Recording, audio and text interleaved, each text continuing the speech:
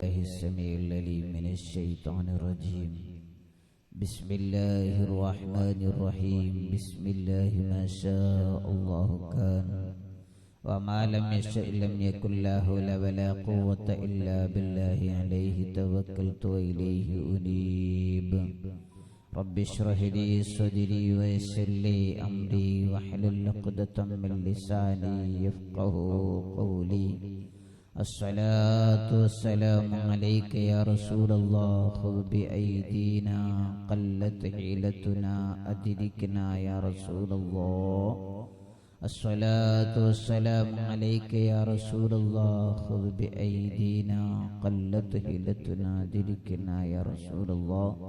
بسم الله الرحمن الرحيم. أرأيت الذي يكذب بالدين فذلك الذي يدعو اليتيم ولا يحض على طعام المسكين فويل للمصلين الذين هم عن صلاتهم ساهون الذين هم يراءون ويمنعون الماعون. صدق الله المولى الكريم وصدق وبلغ رسوله النبي الكريم ونحن على ذلك من الشاهدين الشاكرين. الحمد لله رب العالمين. സ്നേഹാദരവുകൾ നിറഞ്ഞ സഹോദരിമാരെ, അല്ലാഹുവിന്റെ മഹത്തായ അനുഗ്രഹത്താൽ വീണ്ടും ഒരു റമളാനിൽ ഇൽമിന്റെ മജ്ലിസിൽ ഒരുമിച്ച് കൂടാൻ ജഗന്നന്ദാവായ പടച്ചറബ് നമുക്ക് വലിയ അനുഗ്രഹം തന്നു, തൗഫീഖ് തന്നു. അല്ലാഹു സദസ്സ് കബൂലാക്കുമാറാവട്ടെ. ഉസ്താദ് 50 വർഷങ്ങളോളമായി, അരനൂറ്റാണ്ടിലധികമായി നമ്മുടെ നാട്ടിൻ്റെ പരിസരത്ത് നാട്ടിലുമൊക്കെയായി നടത്തി വന്ന ഇസ്ലാമിക ദഅവത്തിന്റെ വളരെ വലിയൊരു വെളിച്ചമാണ് ഈ സദസ്സ് ഇങ്ങനെ കാണുന്നത്. നമ്മുടെ മഹല്ലിലെ എല്ലാ വീടുകളിലും എല്ലാ വിഭാഗം സഹോദരിമാരും ഓടിയെത്തി റമളാന്റെ ഇൽമിന്റെ മജ്ലിസിൽ പങ്കെടുത്ത് പുണ്യം നേടുന്ന ഒരു അനിർവചനീയമായ സദസ്സ്. മറ്റു നാടുകളിൽ നിന്നും കാണാത്ത വല്ലാത്തൊരു അനുഭൂതിയാണ് ഈ സദസ്സിലുള്ളത്. ഇൽമ കേൾക്കാൻ കഴിയുക എന്നതിനപ്പുറം ഇവിടുത്തെ ദുആയിൽ പങ്കെടുക്കുക, അതും ഷേഖുനാന്റെ ദുആയിലാകുമ്പോൾ അതിനെ ഒരു പത്തരമാറ്റ് കൂട്ട് അധികമാണ്.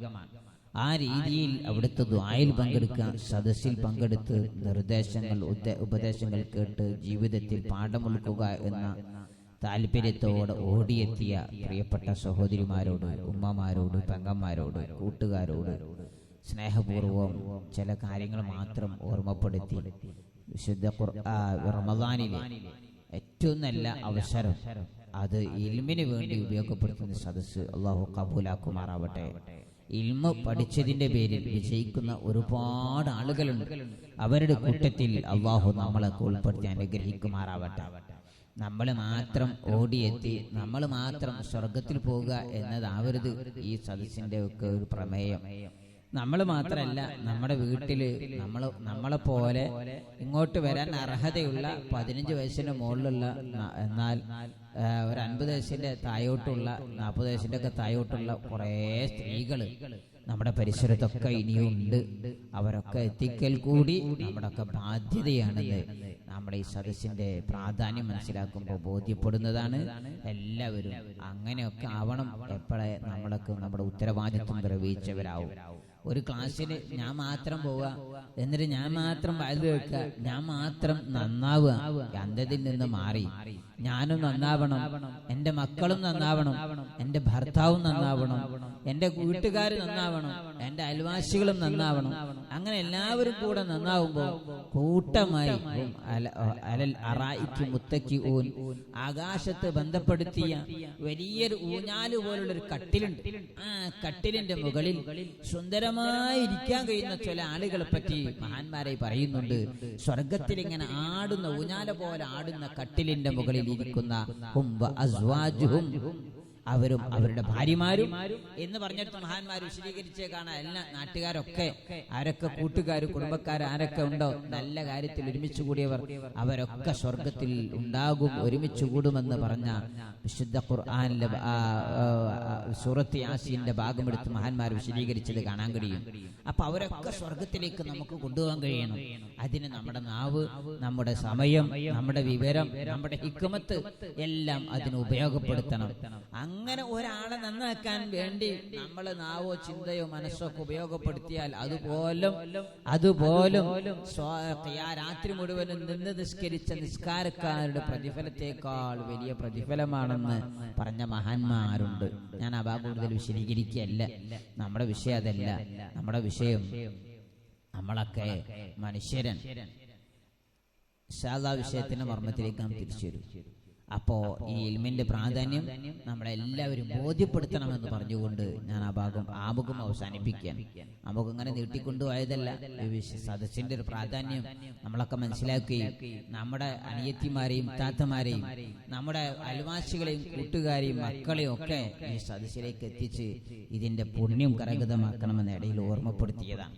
അത് ആദ്യം എന്നോടാണ്, പിന്നെയും എന്നോട് തന്നെയാണ്, പിന്നെയും ഞാൻ എന്നോട് തന്നെയാണ് ഓർമ്മപ്പെടുത്തിയത്. പിന്നെ നാലാമത്തെ തവണയൊക്കെ കൂട്ടിയാൽ മതി. നിങ്ങളോട് അല്ലാഹു നമ്മളൊക്കെ അവന്റെ സ്വാലിഹ്യങ്ങൾ ഒരുമിച്ച് കൂട്ടി അനുഗ്രഹിക്കുമാറാവട്ടെ. റമദാൻ മാസാവുക, എന്നിട്ട് ഇങ്ങനത്തെ ഒരു സദസ്സും കിട്ടുക, എന്നിട്ട് നല്ലോണം ആയിരുന്നു അങ്ങനെ കൽബ് ലംഘിയ ഓരോരോ നല്ല റമദാനായി നമുക്ക് പോവാൻ കഴിയണം. അല്ലാഹു ആ രീതിയിൽ തന്നെ നമ്മൾ കബൂലാക്കുമാറാവട്ടെ. പ്രിയപ്പെട്ട സഹോദരിമാരെ, നമ്മളൊക്കെ മനുഷ്യരാണ്. മനുഷ്യരായ നമുക്ക് ഒറ്റയ്ക്ക് ഒരിക്കലും എവിടെയും നിൽക്കാൻ കഴിയില്ല. അതുകൊണ്ടാണല്ലോ ഈ മനുഷ്യന്മാരെ പറ്റി പറയുന്ന ഏതൊരു ശാസ്ത്രത്തിലും നമ്മളെ അരിസ്റ്റോട്ടിലിന്റെ പ്രധാനപ്പെട്ട തിയറി പറയും. മനുഷ്യനുമായി ബന്ധപ്പെട്ട ഏത് ശാസ്ത്രം, അതായത് ബയോളജി മനുഷ്യനുമായി ബന്ധപ്പെട്ടാണ്, ഫിസിക്സ് മനുഷ്യനുമായി ബന്ധപ്പെട്ടാണ്, കെമിസ്ട്രി മനുഷ്യനുമായി ബന്ധപ്പെട്ടാണ്. പക്ഷെ അതൊക്കെ മനുഷ്യന്റെ പുറത്തുള്ള കുറെ കാര്യങ്ങളെ കുറിച്ചാണ് ചർച്ച ചെയ്യാം. എന്നാൽ പൊളിറ്റിക്സ് രാഷ്ട്രീയപരമായും അതുപോലെ സാമൂഹ്യ ശാസ്ത്രം അത് മനുഷ്യനുമായി ബന്ധപ്പെട്ടാണ്. ഇതൊക്കെ പറയുന്നിടത്ത് ആദ്യം പറയും മാൻ ഈസ് എ സോഷ്യൽ മാൻ. മനുഷ്യൻ ഒരു സാമൂഹിക ജീവിയാണ്. ശരിയാണ്, മനുഷ്യനൊരു സാമൂഹിക ജീവിയാണ് അല്ലേ.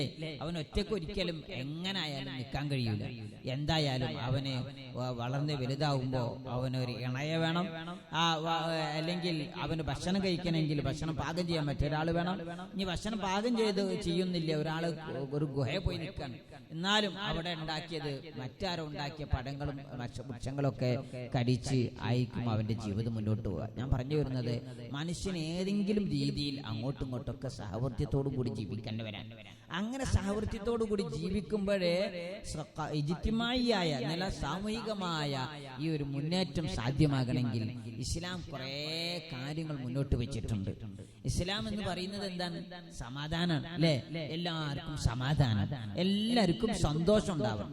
എനിക്ക് മാത്രം, എനിക്കും എന്റെ കുട്ടിയേക്കും മാത്രം സന്തോഷം അല്ല, എനിക്ക് വേണം സന്തോഷം, എന്റെ കുട്ടിയേക്ക് വേണം സന്തോഷം, എന്റെ വീട്ടിലുള്ള എല്ലാവർക്കും വേണം സന്തോഷം, എന്റെ നാട്ടുകാർക്കും അയൽവാസികൾക്കും സന്തോഷം ഉണ്ടാവണം. അപ്പൊ എങ്ങനെയാ സന്തോഷം ഉണ്ടാവുക? ഇൻഷാ അല്ലാഹ് അതാണ് വിശുദ്ധ ഇസ്ലാമിന്റെ സുന്ദരമായ പ്രമേയം. എല്ലാവർക്കും സന്തോഷം ഉണ്ടാവുക, അദ്ദീനു അന്നസിഹ, എല്ലാവർക്കും ഗുണമുണ്ടാവണമെന്ന് ആഗ്രഹിക്കുക. ഗുണകാംക്ഷ എന്ന് പറഞ്ഞാൽ ഗുണം ഉണ്ടാകണം, എല്ലാവർക്കും സന്തോഷം ഉണ്ടാവണം, എല്ലാവർക്കും ഖൈറുണ്ടാവണം, ഇത് ആഗ്രഹിക്കലാണ്. അപ്പോ ഈ നസീഹത്ത് അല്ലെങ്കിൽ ഗുണമുണ്ടാവുക എന്ന് ആഗ്രഹിക്കുമ്പോൾ നമ്മൾ ആർക്കാ ആഗ്രഹിക്കേണ്ടത്? ആദ്യമായി നമ്മൾ ആഗ്രഹിക്കേണ്ടത് എനിക്കൊരു ഗുണം ഉണ്ടാവും, ഞാനൊരു കാര്യം ചെയ്യാൻ. എന്താ അത്? ഒരു ബ്ലേഡ് എടുത്ത് ഞാനിങ്ങനെ പൊട്ടിക്കുന്ന എനിക്ക് എന്താ കാര്യം? എനിക്ക് കാര്യം ഉണ്ടെങ്കിൽ ഞാനത് പൊട്ടിക്കേണ്ടതുള്ളൂ. ഇനി അതുപോലെ എനിക്ക് പൊട്ടിക്കുമ്പോൾ മറ്റുള്ളവർക്ക് ഉപദ്രവം ഉണ്ടോ? ഉപദ്രവം ഇല്ലാത്ത രീതിയിൽ പൊട്ടിക്കണം അല്ലേ. എന്റെ വീട്ടിൽ വേസ്റ്റ് ഉണ്ട്, ഞാൻ ആ വേസ്റ്റ് എന്ത് ചെയ്യണം? നമുക്ക് പറയാനുള്ള ഭാഗമാണത്. ഇൻഷാ അല്ലാഹ് നമുക്ക് ക്ലാസിന്റെ ഇടയിൽ നമുക്ക് പറയാം. ആ വേസ്റ്റ് എങ്ങനെ നമുക്ക് മാനേജ്മെന്റ് ചെയ്യണം? അത് വേസ്റ്റ് മാനേജ്മെന്റ് വല്ലാത്തൊരു പ്രശ്നമാണ് ഇന്നത്തെ കാലഘട്ടത്തിൽ.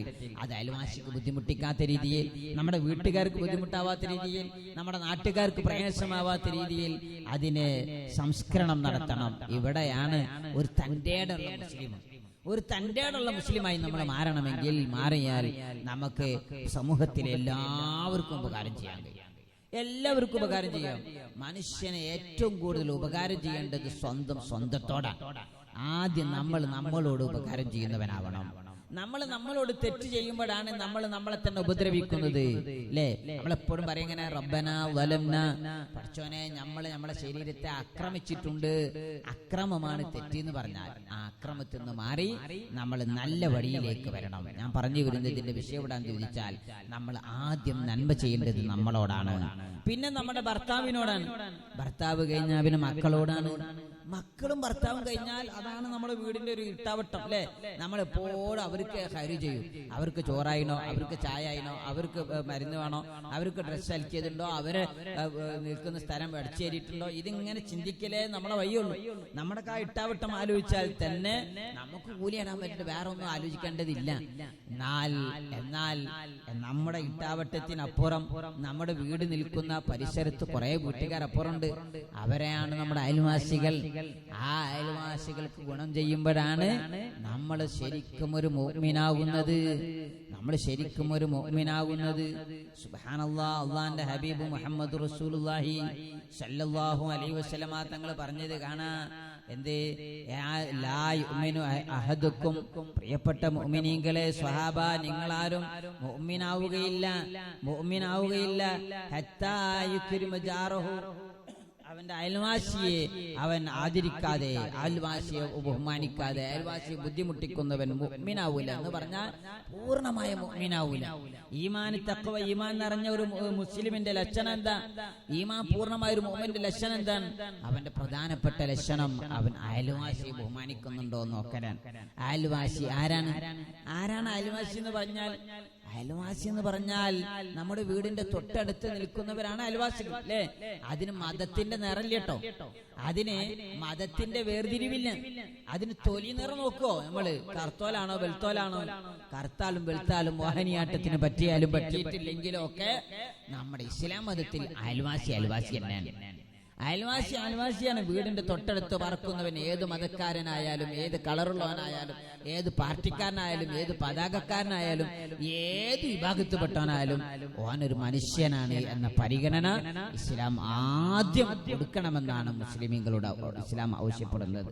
അപ്പോ ഒരു മുസ്ലിം എന്ന നിലയ്ക്ക് ഓൻ ആദ്യം നോക്കേണ്ടത് എന്താണ്? ഓന്റെ അയൽവാസി ആരാണെന്നാണ്. അയൽവാസി എന്ന് പറയുമ്പോ ആരാണ്? ഹബീബുന മുഹമ്മദ് റസൂലുള്ളാഹി സ്വല്ലല്ലാഹു അലൈഹി വസല്ലം പറഞ്ഞത് കാണാൻ കഴിയും. അവന്റെ ഒരു മനുഷ്യന്റെ അയൽവാസി എന്ന് പറഞ്ഞ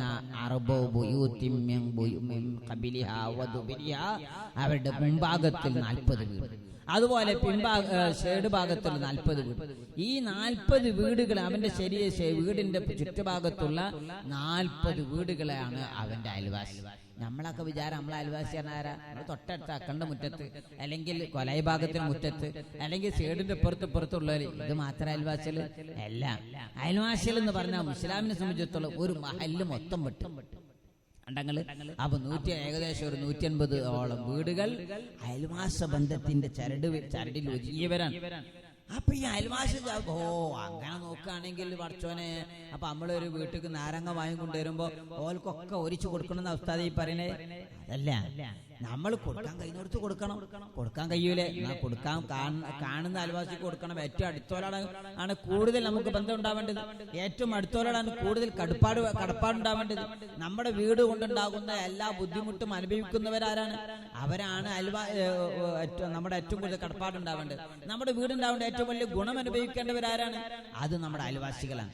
നമ്മുടെ വീടുണ്ടായത് കൊണ്ട് ആരും ഉപദ്രവം ഉണ്ടാവരുത്. നമ്മളൊരു വീടുണ്ടാക്കാൻ വേണ്ടി പോകാൻ അപ്പൊ ആദ്യം നോക്കേണ്ടത് എന്താ? അവിടെ നല്ല തെങ്ങുണ്ട് ട്ടാ. പണ്ടൊക്കെ ഇനി തെങ്ങിലെ, ഇപ്പൊ ഒരു തെങ്ങൊന്നും നോക്കല്ല. നല്ല റോഡുണ്ട്, അല്ലെങ്കിൽ നല്ല വെള്ളമുണ്ട്, അല്ലെങ്കിൽ പണ്ടൊക്കെ നോക്കൂ കറണ്ട് ഉണ്ടോന്ന്. ഇപ്പൊ കറണ്ടൊക്കെ എല്ലായിടത്തും ഉള്ളതുകൊണ്ട് കറണ്ടും റോഡ് ഇതൊന്നും തേങ്ങിയൊന്നും ആരും നോക്കൂല. പിന്നെ നല്ല വെള്ളമുണ്ടോ റോഡുണ്ടോന്ന്. ഈ വെള്ളം റോഡും ഒക്കെ നോക്കാം. അത് ഭൗതിക സാഹചര്യങ്ങളാണ്. നമുക്ക് നമ്മുടെ വീടിന്റെ പരിസരം ഒരു ആത്മീയമായ മുന്നേറ്റത്തിലേക്ക് കൊണ്ടുപോകണമെങ്കിൽ, അല്ലെങ്കിൽ മതപരമായ രീതിയിൽ ഒരു ചെങ്ങാത്തത്തോടെ കൊണ്ടുപോകാൻ അവിടുത്തെ അയൽവാസി ആരാ നോക്കണം. അയൽവാസി ആരാ നോക്കിയപ്പോ പറ്റ സ്വഭാവം മോശമുള്ള ആളാണ്. എന്നാ പിന്നെ വീടിന് തെരഞ്ഞെടുക്കരുത് എന്നാണ് മഹാന്മാർ പറയാറുള്ളത്. അയൽവാസിയെ നോക്കണം മോനെ, എന്നിട്ടാണ് വീടുണ്ടാക്കേണ്ടത്. അപ്പോ ഇന്നത്തെ കാലത്ത് സ്ഥലം കിട്ടാൻ തന്നെ ഇല്ല. കിട്ടിയ സ്ഥലത്ത് നോക്കുമ്പോ പിന്നെ അയൽവാസിയും കൂടെ ആരാ നോക്കിയാല് കിട്ടിയ സ്ഥലത്ത് പിന്നെ ഒപ്പിച്ച് വീടുണ്ടാക്കുമ്പോൾ എന്താണ് അറിയാങ്ങളെ, കിട്ടുന്ന അയൽവാസിനെ കിട്ടുന്ന രീതിയിൽ ഒപ്പിച്ച് മുന്നോട്ട് ഉണ്ടാകാനുള്ള പ്രതിബദ്ധത നമുക്ക് ഉണ്ടാവണം. അവിടെയാണ് ഏറ്റവും വലിയ കഴിവ്. അവിടെയാണ് ഏറ്റവും വലിയ കഴിവ്. അറിയോങ്ങള്, അയൽവാസിന്റെ വില അറിയുമ്പോഴാണ് നമുക്കത് അറിയാം. നമ്മളെ വീടൊക്കെ വിറ്റാൽ ഇപ്പൊ നമുക്കിപ്പോ ഒരു 10 ലക്ഷം ഉറുപ്പിക കിട്ടും വിചാരിച്ചോളി. എന്നാൽ അയൽവാസിനെ ചോദിച്ചു വരുന്ന ആളാണെങ്കിൽ ചിലപ്പോ 10 ലക്ഷം കിട്ടൂല, 5 ലക്ഷം കിട്ടുള്ളൂ അല്ലേ. അയൽവാസി ഇന്ന ആളാണ് പറഞ്ഞാൽ അല്ല 5 ലക്ഷം കുറയാ ചെയ്യാം, 10 ലക്ഷം അല്ല കൂടുതലേ. എന്നാൽ വലിയ ബഹുമാനപ്പെട്ട ഇബ്രാഹിം ഇബ്നു അദ്ഹം റളിയല്ലാഹു അൻഹുവിന്റെ അയൽവാസി ഒരു ജൂതനായിരുന്നു. സുബ്ഹാനല്ലാഹ്. അദ്ദേഹം തന്റെ വീട് കച്ചവടം ചെയ്യാൻ വേണ്ടി ഒരുങ്ങിയപ്പോ വീടിന് 1000 ദിർഹമാണ് വീടിന് വിലയുള്ളത്. പക്ഷേ മാർക്കറ്റിൽ പോയി തന്റെ വീടിന്റെ വില ചോദിച്ച കൂട്ടുകാരോട്, എന്ന് പറഞ്ഞാൽ വീട് വിൽക്കാനായി നിൽക്കുന്ന ചില ആളുകളുണ്ടാകും, ബ്രോക്കർമാർ അല്ലേ, അങ്ങാടിയിൽ ബ്രോക്കർമാരായി നിൽക്കുന്ന കൂട്ടുകാരോട് തന്റെ വീടിന്റെ വിൽപ്പനയുടെ കാര്യം പറഞ്ഞപ്പോ അവര് ചോദിച്ചു, എത്രയാണ് മോനെ നിന്റെ വീടിന് വില പറയുന്നത്? ഉടനെ ആ ജൂതനായ മനുഷ്യൻ പറഞ്ഞു, എന്റെ വീടിന് 2000 ദിർഹം വില വരുന്നു. 2000 ദിർഹമോ? സുബ്ഹാനല്ലാഹ്, 2000 ദിർഹമിന്റെ വീടോ? അത് നിന്റെ വീടിന് അത്ര ഉണ്ടാവാൻ സാധ്യതയില്ല. അതെ, ഞാനൊരു കാര്യം പറയാം, നിങ്ങളുടെ വീടിന് കാണുന്ന വില 1000 രൂപയല്ലേ, 1000 ദിർഹമല്ലേ? എന്നാൽ 1000 ദിർഹമിനേക്കാൾ വലിയ ഒരു വില ഞാൻ അപ്പുറത്ത് കാണുന്നുണ്ട്. എന്റെ അയൽവാസിയായി കിടക്കുന്നത് ആരാണെന്നോ? വലിയ സൂക്ഷ്മതയോടെ ജീവിക്കുന്ന ഇസ്ലാമിക പണ്ഡിതനാണ്, ഇസ്ലാമിക സൂഫിവര്യനാണ്. ഇബ്രാഹിം എന്നാണ് അയാളെ പേര്. സുബ്ഹാനല്ലാഹ്. ഇത് കേട്ടപ്പോ ബ്രോക്കർമാർ മുഴുവനും ഞെട്ടിപ്പോയി. നല്ലൊരു അയൽവാസിയെ കിട്ടിയാൽ ജീവിതത്തിലെ ഏറ്റവും വലിയ സുഖമാണ് പെങ്ങളെ, ജീവിതത്തിലെ ഏറ്റവും വലിയ സന്തോഷമാണത്. ഒരയൽവാസി ഉണ്ടാക്കിയെടുക്കാനും നമ്മുടെ സ്വഭാവങ്ങൾ നന്നാവേണ്ടതുണ്ട്, പെരുമാറ്റങ്ങൾ നന്നാവേണ്ടതുണ്ട്, ഇടപെടലുകളൊക്കെ മാറ്റേണ്ടതുണ്ട്, ഏറ്റവും കൂടുതൽ സ്നേഹം അവർക്ക് കൊടുക്കേണ്ടതുണ്ട്, പരിഗണനകൾ കൂടുതൽ നമ്മൾ വർദ്ധിപ്പിക്കേണ്ടതുണ്ട്. അങ്ങനെ കൂടുതൽ പരിഗണന വർദ്ധിപ്പിക്കുമ്പോ, ഏറ്റവും കൂടുതൽ സ്നേഹം ഇങ്ങനെ കൊടുക്കുമ്പോ, എല്ലാത്തിനും ഉപകാരങ്ങൾ ഇങ്ങനെ ഒഴുകി തുടങ്ങുമ്പോ സ്വാഭാവികമായും അയൽവാസിന്റെ മനസ്സൊന്ന് മാറും. അയൽവാസി ഇങ്ങോട്ടും അതേമാതിരി പെരുമാറാൻ തുടങ്ങും. എത്ര ക്രൂരന്റെ മനസ്സും സ്വഭാവത്തിന്റെ വശ്യത കൊണ്ട് മാറ്റിയെടുക്കാൻ കഴിയുമെന്ന് പഠിപ്പിച്ച നേതാവല്ലേ സയ്യിദുൽ വജൂദ് ഹബീബുനാ മുഹമ്മദുർ റസൂലുള്ളാഹി സല്ലല്ലാഹു അലൈഹി വസല്ലമ തങ്ങൾ അല്ലേ. അവിടുത്തെ സ്വഭാവത്തിന്റെ വൈശിഷ്ട്യം പോലും പറഞ്ഞില്ലേ, ഇന്നക അലാ ഖുലുഖിൻ അദീം, നിങ്ങൾ അങ്ങേയറ്റത്തെ സ്വഭാവത്തിന്റെ ഉടമയാണെന്ന് ഖുർആൻ പറഞ്ഞു. വലു അൻത ഫദ്ദൻ ഖലീലൽ ഖൽബി, അങ്ങ് ഏറ്റവും കൂടുതൽ ദോഷ്യതയുള്ള ആളുകളുടെ കൽബിൽ വരെ മാറ്റം വരുത്താൻ റസൂലുള്ളാഹിന്റെ സ്വഭാവത്തിന്റെ ആ സൗന്ദര്യം കൊണ്ട്, ആ സ്വഭാവത്തിന്റെ വശ്യത കൊണ്ട് സാധിച്ചു. സുബ്ഹാനല്ലാഹ്, എത്ര വലിയ ഇടപെടലാണത് അല്ലേ. ഞാൻ ആ വിഷയത്തിന്റെ മർമ്മം നമുക്കൊക്കെ അറിയേണ്ട അവിടെയാണ്. എത്ര വലിയ സ്വഭാവദൂഷ്യമുള്ള കൂട്ടുകാരനാണെങ്കിലും നമുക്ക് നമ്മുടെ സ്വഭാവത്തിന്റെ അതില് മൂപ്പരോട് ഞാനത് പറയില്ല, കാരണം മൂപ്പര് അമ്മാര് മാന്യനാ. ഓക്കെ, ആ സർട്ടിഫിക്കറ്റ് കിട്ടിയാൽ മതി. ഞാൻ പറയില്ല, പക്ഷേ മൂപ്പരാരാണ്, മൂപ്പത്തിയാരോട് പറയാൻ പറ്റില്ല. മൂപ്പത് എന്നാ അങ്ങനെയാണ്, ആ ഓരോ സ്വഭാവം അതാണ് എന്ന് പറഞ്ഞാൽ പരുക്ക് സ്വഭാവം കൊണ്ടല്ല, നല്ല സ്വഭാവം കൊണ്ട് അവരോട് എന്ത് ഇനി നമ്മക്ക് എന്തോ അസുഖം കൊണ്ട് തോന്നിയാൽ ഇങ്ങോട്ട് വന്ന് അസുഖം മാറ്റിത്തരും. ആ രീതിയിൽ നമ്മളോട് നല്ല പോലെ പെരുമാറുന്ന ഒരാളാണ് എന്ന ഒരു ഖ്യാതി നമ്മളെ പറ്റി മറ്റൊരു പറയണം. ആ രീതിയിലേക്ക് നമ്മുടെ സ്വഭാവത്തിന്റെ വശ്യത മാറ്റണം. ആദ്യം നമ്മൾ മാറേണ്ടത് അവിടെയാണ്. എല്ലാം മനസ്സാണ് അല്ലേ. ഇവിടെ ഇപ്പൊ 20 അല്ലെങ്കിൽ 25 ദിവസം ക്ലാസ് എടുക്കും. ഈ 25 ദിവസം നടക്കുന്ന ക്ലാസ്സിലും നമ്മളൊക്കെ നന്നാക്കുന്നത് എന്താ? ക്ലാസ് കേട്ടാ നമ്മളെ കൈ നന്നാവോ? ഇല്ല. നമ്മളെ കണ്ണ് നന്നാവോ? ഇല്ല. നമ്മളെ കാല് നന്നാവോ? ഇല്ല. കാലിന്റെ മുറിവൊന്നും ഇങ്ങോട്ട് വന്നാൽ നന്നാവൂല. തലയിൽ മുഴുവനും വേറെന്തോ പ്രയാസമുണ്ട്, തലവേദന ഉണ്ട്. എന്നാ ദേവ കോളേജിൽ വന്നാൽ നന്നാകാൻ പോകുന്നില്ല. ദേവയില് വന്നാൽ പങ്കെടുത്താൽ ചിലപ്പോ രോഗം മാറും, പ്രയാസങ്ങൾ നീറും. അത് വേറെ, അത് എക്സ്ട്രാ കിട്ടുന്ന ഗുണമാണ്. പ്രിയപ്പെട്ട മോളെ, ഈ സദസ്സിൽ വന്നിട്ട് 20 ദിവസം നിനക്ക് മനസ്സിന്റെ ഉള്ളളങ്ങളിലേക്കുള്ള മോട്ടിവേഷനാണ് തന്നത്. അത് ഉൾക്കൊള്ളാണ്ട മനസ്സിന്റെ വ്യാഖ്യാനതുണ്ടോ? നമ്മൾ വിജയിച്ചു. അത് ഉൾക്കൊള്ളാനും അത് കേൾക്കാൻ പോലും മനസ്സില്ലാത്തതുകൊണ്ടാണ് നമ്മുടെ സദസ്സിൽ ഇന്ന് ഇത്ര ആളായി പോയത്. അല്ലെങ്കിൽ നമ്മുടെ ആട്ടുകാരെല്ലാരും വരികയാണ്, ഇത് മതിയോ? ഈ ദഹോക്കളിന്റെ 2 ഇരട്ടി ഉണ്ടാക്കിയാലും മതിയാവില്ല അല്ലേ? അത്രമാത്രം ജനസമൂഹം നമ്മുടെ നാടിന്റെ പരിസരത്തുണ്ട്. പക്ഷെ എന്തുകൊണ്ട് ഇങ്ങോട്ട് എത്തിയില്ല? അവർക്ക് ഇത് മനസ്സ് നന്നാവാനുള്ള താല്പര്യം പോലും ഇല്ല. ഇന്ന് ഇവിടുന്ന് കിട്ടുന്നതൊക്കെ മനസ്സ് നന്നാവാനുള്ള ഇൽമുകളാണ്. അങ്ങനെ മനസ്സങ്ങനെ നന്നായി വഖദ് അഫ്ലഹ മൻ സക്കാഹാ വഖദ് ഖാബ മൻ ദസ്സാഹാ. കൽബ് നന്നായോ മോനെ വിജയിച്ചു പോയി. മനസ്സ് നല്ലതല്ലേ എന്നാ പരാജയപ്പെട്ടു പോയി. എല്ലാ ക്ലാസ്സിനും പോകും, എല്ലാ വാദിനും മുമ്പിലുണ്ട്, എല്ലാ ഇബാദത്തിലും മുമ്പിലുണ്ട്. പക്ഷേ സ്വഭാവം മോശമായി പോയാ സ്വർഗത്തിൽ കടക്കാൻ കുറച്ച് പ്രയാസം കിട്ടോ പെങ്ങളെ. സ്വർഗത്തിൽ ഏറ്റവും കൂടുതലുള്ളവരാരാ? അക്സറുഹും അഖ്ലാഖുഹും ഹസനാ. ജനങ്ങൾ സ്വർഗത്തിൽ ഭൂരിപക്ഷം ആളുകളുള്ളതും സ്വഭാവം നന്നായ ആളുകളാണ്. സ്വഭാവം നന്നായ ആളുകളാണ്. അള്ളാന്റെ ഹബീബ് 23 കൊല്ലം കൊണ്ട് പ്രബോധനം നടത്തിയപ്പോ ലക്ഷക്കണക്കിന് വരുന്ന സ്വഹാബത്തിനെ വളർത്തിയെടുത്തത് അവിടുത്തെ സ്വഭാവത്തിന്റെ വശ്യത കൊണ്ടാണ്. ഒന്നാമത്തേത് സ്വഭാവമാണ്, അല്ലെങ്കിൽ രണ്ടാമത്തേത് മോചിതത്താണ്. സുബ്ഹാനല്ലാഹ്. സ്വഭാവത്തിന്റെ വശ്യതയും മോചിതത്വമാണ് അവിടുത്തെ പ്രബോധനത്തിന് ഏറ്റവും വലിയ വഴികാട്ടിയായത്. ഞാൻ എന്റെ പ്രിയപ്പെട്ട പെങ്ങളോട് പറയട്ടെ, ഒരാളുടെ എത്ര ഉപദ്രവം ഇങ്ങോട്ടേറ്റാലും തിരിച്ചൊന്നും പറയാതിരിക്കാനുള്ള മനക്കരുത്ത് നിനക്കുണ്ടോ? എന്നാൽ അതിന് പറയുന്ന പേരാണ് സ്വബർ. നല്ല സ്വഭാവത്തിന്റെ ഏറ്റവും നല്ല ഭാഗം അതാണ്. ഇൻഷാ അല്ലാഹ് ഞാൻ ആ ഭാഗത്തേക്ക് കടന്നു വരാം. സ്വഭാവത്തിന്റെ ഗുണം കൊണ്ടേ നമ്മള് അയൽവാസികളാവും നന്നാവുള്ളൂ. ആദ്യം നമ്മള് നന്നാവണ്ടേ, എന്നിട്ടല്ല അയൽവാസികൾ നന്നാവോ നോക്കണ്ടേ അല്ലേ? അയൽവാസി കൊണ്ട് ഗുണം ചെയ്യേണ്ട രീതിയാണ് ഇൻഷാ അല്ലാഹ് നമുക്ക് പറയാൻ പോകുന്നത്. അപ്പൊ അയൽവാസി എന്ന് പറഞ്ഞാൽ പല രീതിയിലാണ്. നമ്മുടെ ചുറ്റുഭാഗത്തും അയൽവാസികൾ പല കോലത്തിലുണ്ടാവും അല്ലെ? നമ്മുടെ കുടുംബക്കാരായ അയൽവാസികൾ തൊട്ടടുത്തുണ്ടാവും. അതുപോലെ മുഅ്മിനീങ്ങളായ അയൽവാസികൾ ഉണ്ടാവും, മുഅ്മിനീങ്ങളല്ലാത്ത വിശ്വാസികളല്ലാത്ത അയൽവാസികളുണ്ടാവും.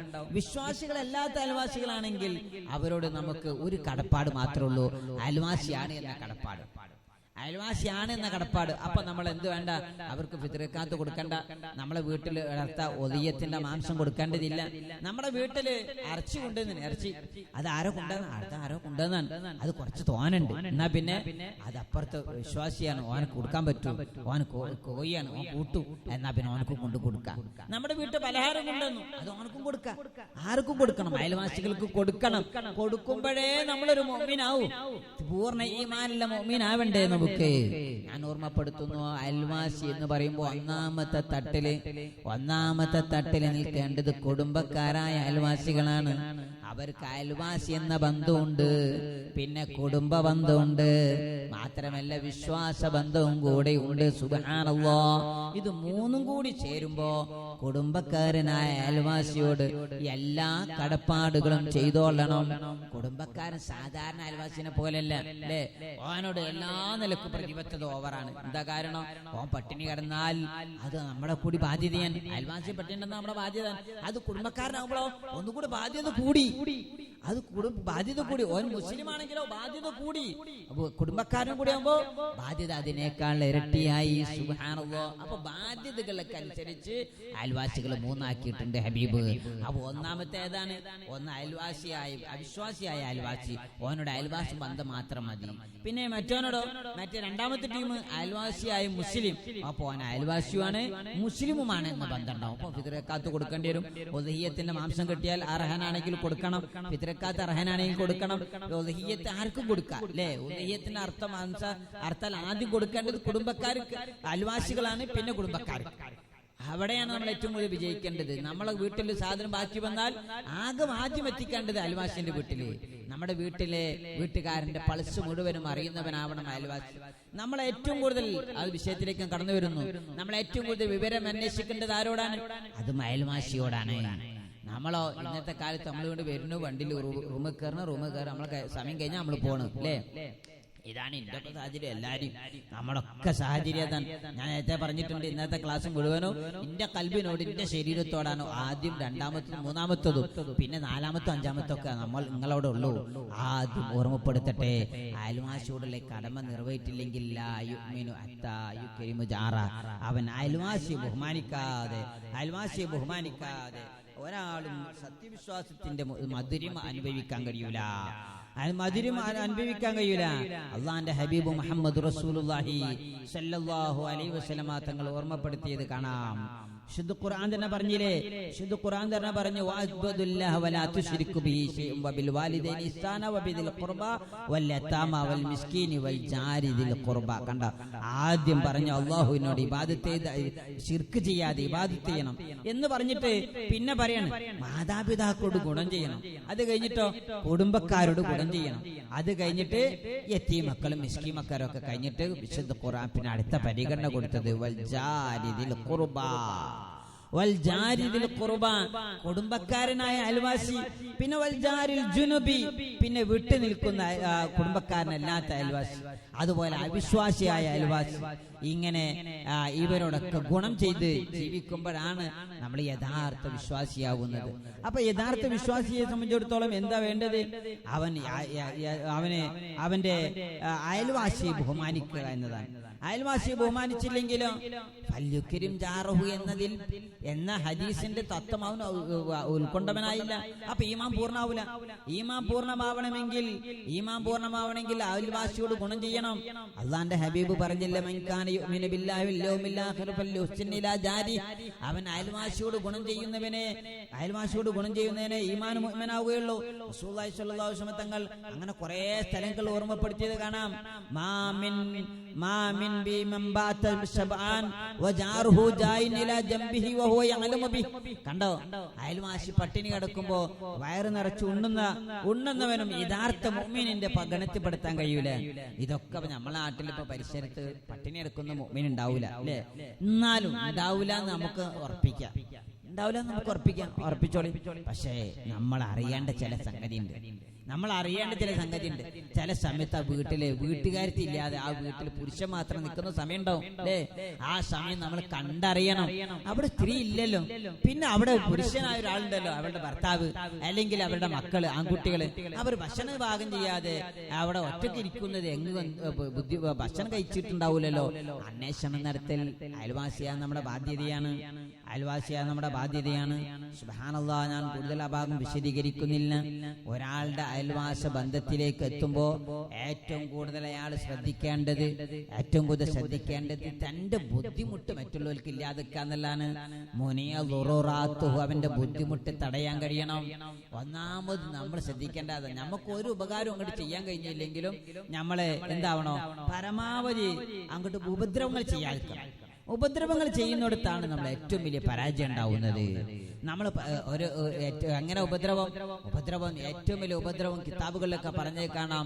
റഫ്ഉൽ ബുന്യാൻ, വീട് ഇങ്ങനെ ഏറ്റി കൊണ്ടുപോയി മറ്റുള്ള അയൽവാസിക്ക് കാറ്റ് കിട്ടാതെ തടസ്സപ്പെടുത്തുക. ഇന്നത്തെ കാലത്ത് ചിലപ്പോൾ അത് പറഞ്ഞാൽ ചിലപ്പോൾ അത് സാധ്യത ഇല്ല അല്ലെ? അങ്ങനത്തെ ഒന്നിനെ കുറിച്ച് നമുക്ക് ആലോചിക്കാൻ തന്നെ കഴിയൂല. കാരണം എന്താ, ഇന്നൊക്കെ 2 സെന്റിൽ 2.5 സെന്റിലൊക്കെ വീടായപ്പോ പിന്നെ ഇള്ളയിലൊപ്പിച്ച് ആകാശം വരെ ഓരോ സ്ഥലമാണല്ലോ അല്ലെ? 1 സെന്റ് ആണെങ്കിലും 1 സെന്റ് വാങ്ങിയാൽ ആകാശം വരെ ഉള്ളതാണ് 1 സെന്റ് അല്ലേ? തന്നെ ആ ഭൂമി നമ്മളൊക്കെ വിചാരതാ, നമ്മളൊക്കെ പിടിച്ച മനസ്സല്ലേ എപ്പോഴും അല്ലേ? 1 സെന്റ് വാങ്ങിയാൽ ആ 1 സെന്റ് എത്ര തായോട്ടുണ്ടോ അതിന്റെ താഴെ മുഴുവനും 7 ഭൂമി വരെ ആ 1 സെന്റ് നമ്മളതാ. പിന്നെ 1 സെന്റ് മേലോട്ട് അല്ലേ 7 ആകാശം, തബഖാത്തുൽ സമാഹ് എന്നൊക്കെ വിശുദ്ധ ഖുർആൻ പറഞ്ഞ മാതിരിയുള്ള ആ 7 ആകാശം അത് നമ്മൾതാണ്, നമ്മൾ പണം കൊടുത്ത് വാങ്ങിയതാ. പക്ഷേ അതെന്താവണം, എല്ലാവർക്കും ഉപകാരപ്പെടുന്ന രീതിയിലാവണം. ഞാനൊരു സെന്റ് സ്ഥലം വാങ്ങിയിട്ടുണ്ട്, അവിടെ ഒരു വിഷമാലിന്യം ഉണ്ടാക്കുകയാണ്. അയൽവാസികൾക്ക് ബുദ്ധിമുട്ടിക്കുന്ന രീതിയിലാണെങ്കിൽ മോളെ പറ്റില്ല. ഒരു വ്യവസായം ഉണ്ടാക്കുന്നിടത്ത്, ഒരു സ്ഥാപനം നിർമ്മിക്കുന്നിടത്തൊക്കെ ഇസ്ലാമിന് വലിയ ചിട്ടകളുണ്ട്, മട്ടങ്ങളുണ്ട്. ഒരു മനുഷ്യന് ബുദ്ധിമുട്ടാകുന്ന രീതിയിൽ, മനുഷ്യന്റെ പ്രകൃതിക്ക് ബുദ്ധിമുട്ടാവുന്ന രീതിയിലുള്ള വ്യവസായങ്ങൾ വരെ നിർമ്മിക്കുന്നിടത്ത് നല്ല സൂക്ഷ്മതകളും നിയമങ്ങളും നിയന്ത്രണങ്ങളും പാലിക്കണം. മനുഷ്യന് ബുദ്ധിമുട്ടാവാത്ത രീതിയിൽ വിദൂര ദിക്കുകളിലാവണം. അതൊക്കെ ഇസ്ലാമിന്റെ ഭരണപരമായ ശൈലികൾ. ഞാൻ ആ ഭാഗത്തേക്ക് കടക്കുന്നില്ല. നമ്മൾ ഏറ്റവും കൂടുതൽ ശ്രദ്ധിക്കേണ്ടത് നമ്മൾ ബുദ്ധിമുട്ടില്ലാതെ, നമ്മളൊരു വീടുണ്ടാക്കുമ്പോ അവന് ബുദ്ധിമുട്ട്, കാറ്റ് വരാതെ തടയുന്നുണ്ടോ? നമ്മളൊരു മരം നടുമ്പോ അത് മറ്റുള്ളവർക്ക് പ്രയാസാവോ? നമ്മളൊരു കയറ് കെട്ടുമ്പോ അത് മറ്റുള്ളവർക്ക് തടസ്സാവോ? നമ്മളൊരു കിണർ കുഴിക്കാണ്, എന്നാൽ അത് കിണർ കുഴിക്കുമ്പോ മറ്റുള്ളവർക്ക് തടസ്സാവോ? ഇനി തടസ്സാവെന്ന് കണ്ടാൽ അപ്പൊ അങ്ങനൊക്കെ ചെയ്യേണ്ടി വരും അല്ലേ? ചിലപ്പോ നമ്മള് വീടുണ്ടാക്കുമ്പോ കുറെ പൊടി അങ്ങോട്ട് പാറും, അപ്പൊ പോയി പറയണം. നമ്മളിങ്ങനെ ചെറിയൊരു ഇതുണ്ടാക്കണ്ട, അങ്ങ് ബുദ്ധിമുട്ടായിട്ടുണ്ടെങ്കിൽ പറയണം കേട്ടോ നേരത്തെ. അപോലെ ഈ ബുദ്ധിമുട്ടായാലും ഇങ്ങോട്ട് പറയില്ല. കാരണം എന്താ, നമ്മൾ പെരുമാറ്റം കൊണ്ടായിരിക്കണം, അത് നമ്മുടെ ഇടപെടൽ കൊണ്ടായിരിക്കണം അത് പറഞ്ഞു വരേണ്ടത്. ഇനി വല്ല സംഭവം ഉണ്ടായാൽ അത് തിരിച്ചു കൊടുക്കണം. നമ്മളെ വീടിന്റെ പണിയുണ്ട്, ഓനെ വീടുമ്പോ മുഴുവൻ പൊടിയായി, അല്ലെങ്കിൽ പെയിന്റായി, അല്ലെങ്കിൽ വെള്ളായി, അല്ലെങ്കിൽ ചളിയായി, എന്നാൽ അത് തിരിച്ച് വൃത്തിയാക്കി കൊടുക്കേണ്ട ഉത്തരവാദിത്വം കൂടി നമുക്കുണ്ട്. ഏറ്റവും പ്രധാനപ്പെട്ട ദൗത്യം അവിടെയാണ്. ഒരു അയൽവാസി എന്ന നിലയ്ക്ക് നമ്മുടെ ബുദ്ധിമുട്ടുകൾ തടഞ്ഞു വെക്കാൻ കഴിയണം. അത് ചിലപ്പോ പ്ലാസ്റ്റിക് കത്തിച്ചിട്ടാവാ, ചിലപ്പോ വിറക് കത്തിച്ചിട്ടാവാ. ചിലപ്പോ പ്ലാസ്റ്റിക് കത്തിക്കുമ്പോ നമ്മളെ വീട്ടിലെ ആർക്കും അത്ര പ്രശ്നം ഉണ്ടാവില്ല.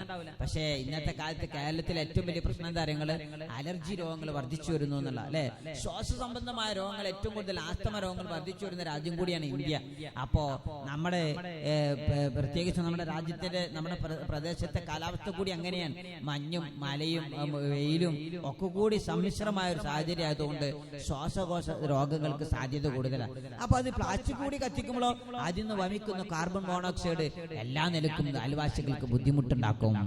അഭിപ്രായ പരമാവധി ബുദ്ധിമുട്ടുകൾ ഇല്ലാതിരിക്കുക എന്നതാണ്. ഒരു മനുഷ്യൻ, ഒരു സ്വഹാബി അദ്ദേഹത്തിന്റെ അയൽവാസിയെ ബുദ്ധിമുട്ടിച്ചപ്പോൾ മുത്തുനബിയുടെ അടുക്കൽ പോയി പരാതി പറഞ്ഞു. നബി സല്ലല്ലാഹു അലൈഹി വസല്ലം തങ്ങളുടെ ചാരത്തേക്ക് എത്തി. മുത്തുനബി ചോദിച്ചു, എന്തേ മോനെ? ഒന്നുമില്ല, ഞാൻ ഇങ്ങനെ ഒരു സംഗതിക്ക് വന്നു. എന്ത് സംഗതി? ഒന്നുമില്ല, ഞാൻ എന്താണ്, അയൽവാസിന്റെ ബുദ്ധിമുട്ടുകൊണ്ട് ഞാൻ വല്ലാതെ പ്രയാസപ്പെടുന്നു. സുബ്ഹാനല്ലാഹ്, അല്ലാഹുവിന്റെ ഹബീബ് പറഞ്ഞു, മോനെ ഫൽയകുൻ ഫീ ബാബി വത്വരീഖി. അദ്ദേഹം ഇങ്ങനെ നടന്നു പോകുന്ന ആൾക്കാരൊക്കെ നടന്നു പോകുന്നതിന്റെ വീടിന്റെ തൊട്ട് മുമ്പുള്ള വഴിയോരത്ത് നിൽക്കുക. എന്നിട്ടോ അവിടെ സാധനങ്ങളൊക്കെ ഒരുമിച്ച് കൂട്ടി വിൽക്കുക. എന്നിട്ടോ എന്റെ അയൽവാസിന്റെ ബുദ്ധിമുട്ടുകൊണ്ടാണ് ഞാൻ ഈ വഴിയോരത്ത് ഇങ്ങനെ കയ്യേണ്ടി വരുന്നത്. ഇതൊക്കെ ആൾക്കാരിങ്ങനെ തന്നെ അയൽവാസിന്റെ ബുദ്ധിമുട്ടിച്ചിട്ടാ. അപ്പൊ ആൾക്കാരൊക്കെ പ്രശ്നമാവും. അപ്പൊ അവനക്കൊരു അഭിമാന പ്രശ്നം വരും. അപ്പൊ അവനെന്താവും, ഓട്ടോമാറ്റിക് അവന്റെ ബുദ്ധിമുട്ട് മാറ്റിവെക്കും അല്ലേ? അവന്റെ ബുദ്ധിമുട്ട് മാറ്റിവെക്കും. ഇനി അഥവാ വല്ല ബുദ്ധിമുട്ടുണ്ടായാൽ അത് മാന്യമായി കൈകാര്യം ചെയ്യാം. നമ്മളെ പെരേക്ക് തേങ്ങ വീണു, എന്നിട്ട് നമ്മളെ വീടിന്റെ ഓട് പൊട്ടിയാൽ എവിടാ തെങ്ങുമ്പോ കയറിയ ആരാജ് കൽപ്പിച്ചേ എന്ന് പറഞ്ഞ് 24 അടിയായിട്ട് അങ്ങോട്ട് പോവലല്ല. പിന്നെ മിണ്ടാണ്ടിക്കാണ്ട് മനക്കരുത്താ വേണ്ടത്, മിണ്ടാണ്ടിക്കാണ്ട് മെനക്കരുത്ത്. അപ്പൊ ഇത് കേൾക്കുമ്പോ നിങ്ങൾ പെണ്ണുങ്ങൾക്ക് അത് ശാന്തമായിട്ട് കൈകാര്യം ചെയ്യാൻ കഴിയും.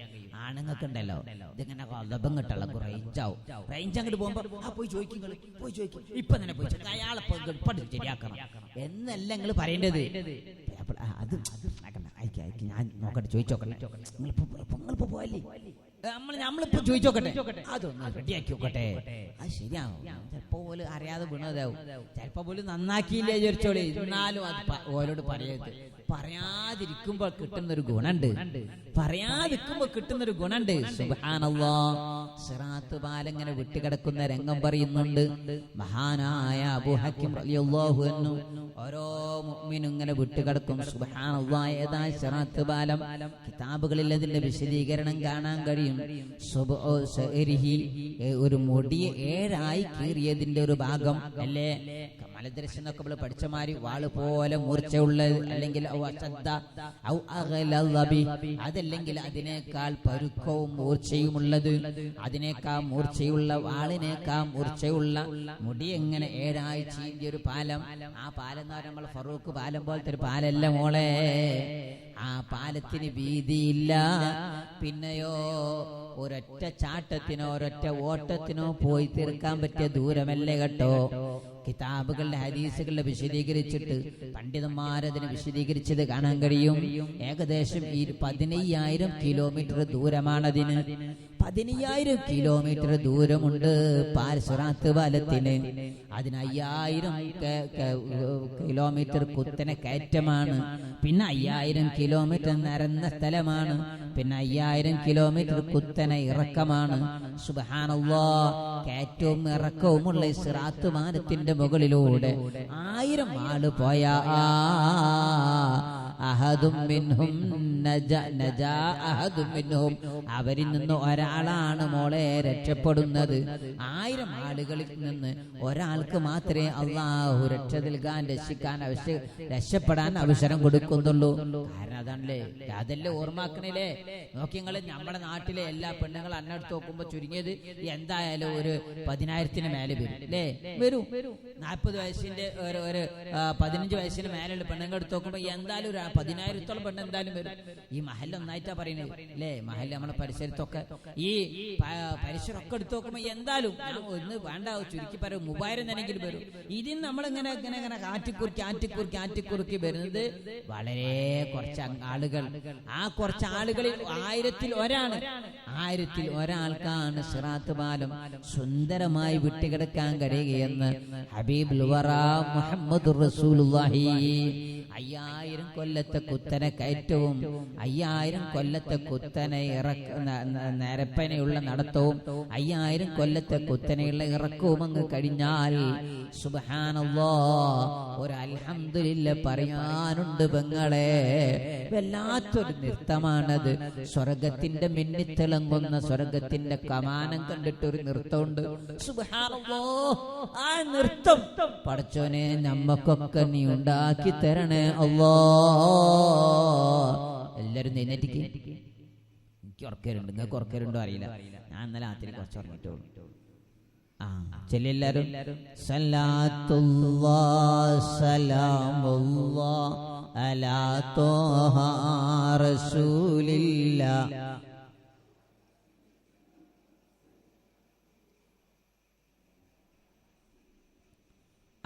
തവസ്സൽനാ ബിസ്മില്ലാഹ് വബിൽഹാദി റസൂലില്ലാഹ് വകുല്ലി മുജാഹിദിൻ ലില്ലാഹ് വഅഹ്ലിൽ ബദീരി യാ അല്ലാഹ്. സലാത്തുല്ലാഹ് അലാ ത്വാഹ റസൂലില്ലാഹ് സ്വലാത്തുല്ലാഹ് സലാമുല്ലാഹ് അലാ യാസീൻ ഹബീബില്ലാഹ്. പടച്ചോൻ നമ്മളെ സിറാത്ത് പാലം നല്ലാണ്ട് കടത്തി സ്വർഗത്തിൽ എത്തിച്ചുമാറാവട്ടെ. ആമീൻ. ജുലൂസ് എപ്പൊ ചെല്ലിച്ച എന്തിനാരോ ഉറക്കം വരാൻ വേണ്ടി ഉസ്താദ് അങ്ങനെ ചെല്ലി, അതല്ല, സ്വർഗത്ത് കിടക്കാൻ വേണ്ടി ചെല്ലിച്ച. അവിടെ നമ്മൾ ചെയ്ത അമലുണ്ടൊന്നും രക്ഷപ്പെടൂല. റസൂലുള്ളാഹിന്റെ തപസ്സുല് വേണ്ടേ അല്ലേ? മുത്തുനബിന്റെ കാവിലുണ്ടെങ്കിലേ രക്ഷ ഉണ്ടാവുള്ളൂ. വേറെ ആരാണ് നമ്മൾ രക്ഷപ്പെടുത്താണ്ടാവുക? സുബ്ഹാനല്ലാഹ്, അത് വല്ലാത്തൊരു രംഗാണ് അല്ലേ. ഞാൻ ആ ഭാഗത്തേക്ക് കടക്കുന്നില്ല. സിറാത്ത് പാലങ്ങനെ കടന്നിട്ടൊരു അൽഹംദുലില്ലാഹ് പറയുന്ന രംഗമുണ്ട് മോളെ. അവിടെ ഇങ്ങനെ എത്തിയിട്ട് നമ്മളിങ്ങനെ ബാക്കോട്ട് നോക്കും. സുബ്ഹാനല്ലാഹ്. അപ്പൊ നമ്മളെ കൂടെ പാത്രം കൈ ഇളച്ചിയുണ്ട്, മൂത്തച്ചിയുണ്ട്, അനിയത്തിമാരുണ്ട്, ജേട്ടത്തിമാരുണ്ട്, നമ്മളെ കൂടെ കളിച്ചവരുണ്ട്, കോടിച്ചവരുണ്ട്. സ്കൂളിൽ പോകുമ്പോ നമ്മൾ ഒരുമിച്ച് മാങ്ങ തിന്നവരുണ്ട്, അതുപോലെ മദ്രസയിൽ പോകുമ്പോ ഒരുമിച്ച് സൈക്കിളിൽ കയറിയവരുണ്ട്. എല്ലാരും ഉണ്ടാവും ഉസ്താദേ, എല്ലാരും ഉണ്ടാവും. അപ്പൊ നമ്മളെ കെട്ടിച്ചുണ്ടെന്ന് ഏതോ രാജ്യത്തു നിന്നാണ്. എന്നാൽ ആ രാജ്യത്തുള്ള പെണ്ണുങ്ങളൊക്കെ നമ്മളപ്പോ കാണുന്നുണ്ട്. നമ്മൾ കാണാൻ നമ്മളെ പരിചയമുള്ള ആളെയാണ്, നമ്മളെ ശേഷമുള്ള ആള് കാണാൻ അയാളെ പരിചയമുള്ള ആളാണ്.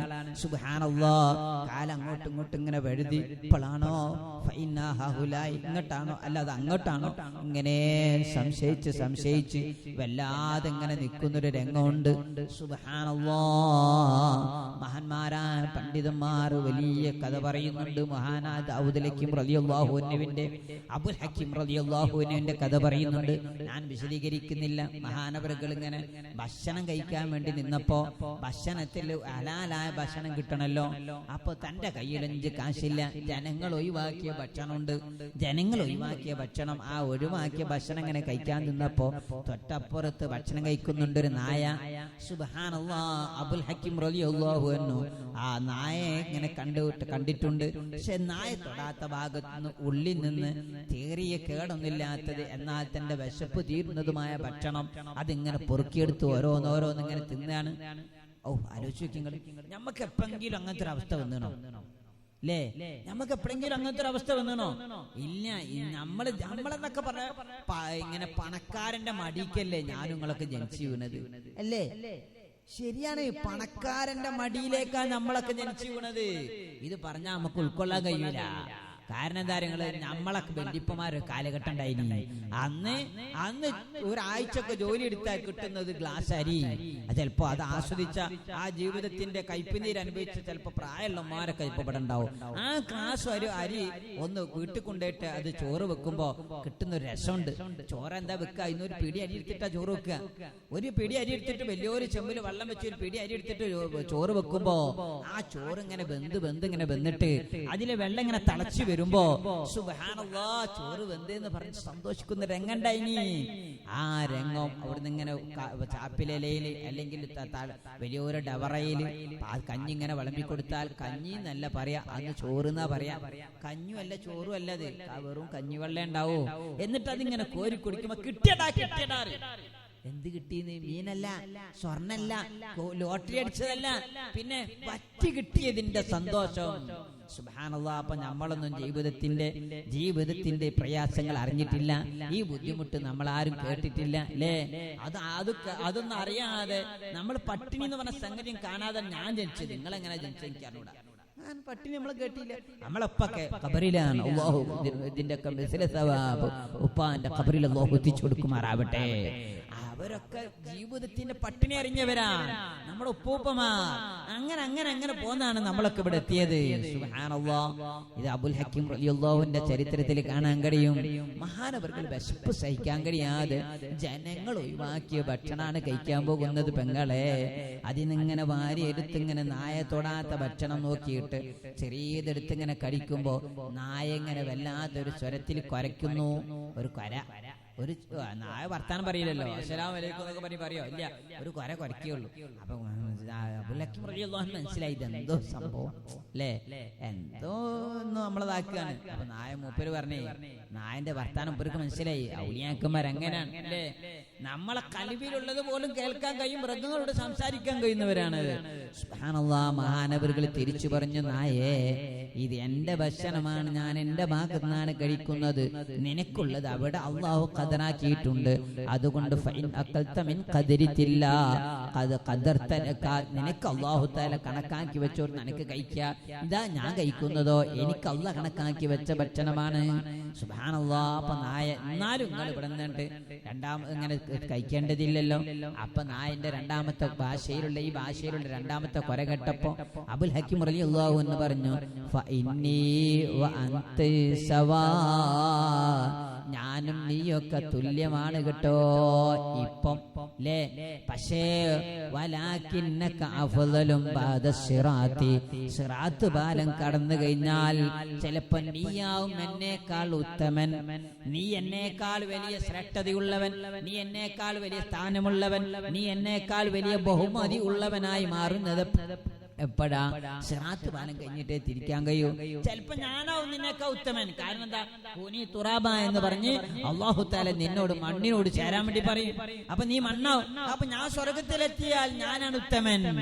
അല്ല എങ്കിലോ നിന്നോട് മണ്ണിനോട് മണ്ണാകാൻ പറഞ്ഞു.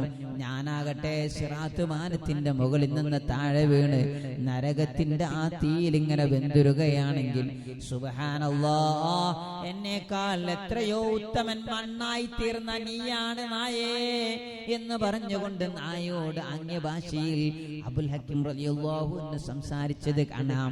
ഞാൻ എന്റെ പ്രിയപ്പെട്ട പെങ്ങളോട് സിറാത്ത് പാലത്തിന്റെ ഗൗരവം ഓർമ്മപ്പെടുത്താൻ പറഞ്ഞതാണ്.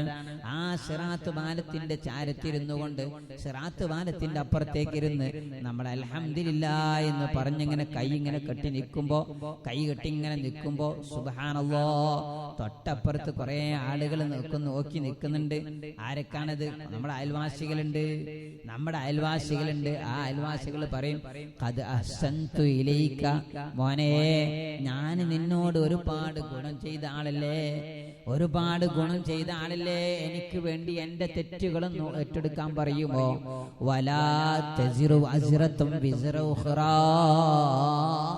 പ്രിയപ്പെട്ട മോളെ, ഉമ്മമാരെ, നമ്മൾ അറിയണം, നമ്മുടെ തെറ്റ് ഏറ്റെടുക്കാൻ വേറെ ഒരാളുണ്ടാവൂല.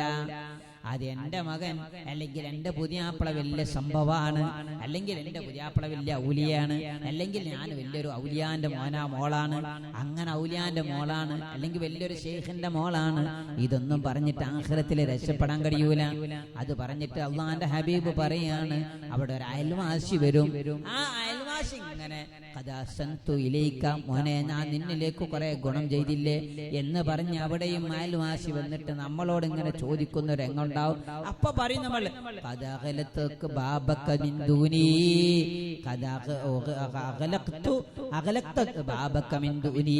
ഞാൻ എന്റെ അടുത്തേക്ക് വന്നപ്പോ എന്റെ അടുത്ത് വീട്ടിക്ക് വന്നിട്ട് കൈക്കോട്ട് ചോദിച്ചപ്പോ ആ കൈക്കോട്ട് ഇവിടെ ഇല്ല, അത് പറഞ്ഞിട്ട് മടക്കി വിട്ടില്ലേ.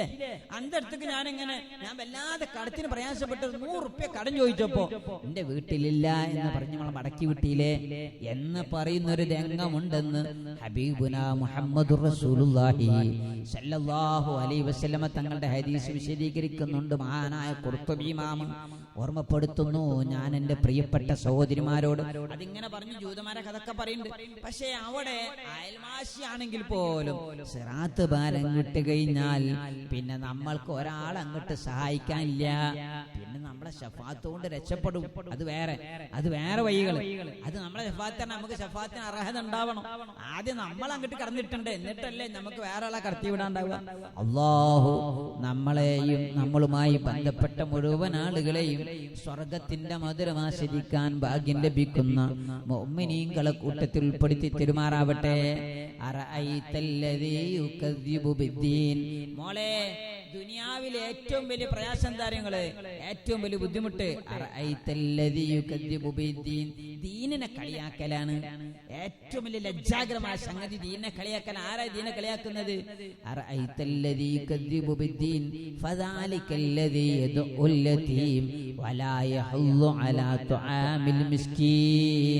യതീമിന് ഭക്ഷണം കൊടുക്കാതെ തടഞ്ഞു വെക്കുന്നവൻ, പാവപ്പെട്ടവന് ഭക്ഷണം കൊടുക്കാതെ തടഞ്ഞു വെക്കുന്നവൻ, അതിങ്ങനെ പറഞ്ഞിട്ട് വിശുദ്ധ ഖുർആൻ അങ്ങനെ പറയുന്നുണ്ട്, വവൈലുൽ ലിൽ മുസല്ലീൻ അല്ലദീന ഹും അൻ സ്വലാത്തിഹിം സാഹൂൻ. നിസ്കാരം ഒഴിവാക്കുന്നവർ, നിസ്കാരത്തിനെ കുറിച്ച് ബോധമില്ല. സാഹൂൻ, നിസ്കാരത്തിന്റെ സമയത്തെ കുറിച്ച് അറിയില്ല. ഇപ്പൊ നമ്മൾ ക്ലാസ് കഴിഞ്ഞാണ്ട് പോയാല് ഉറപ്പായി നമുക്കൊരു ക്ഷീണം ഉണ്ടാവും അല്ലെ.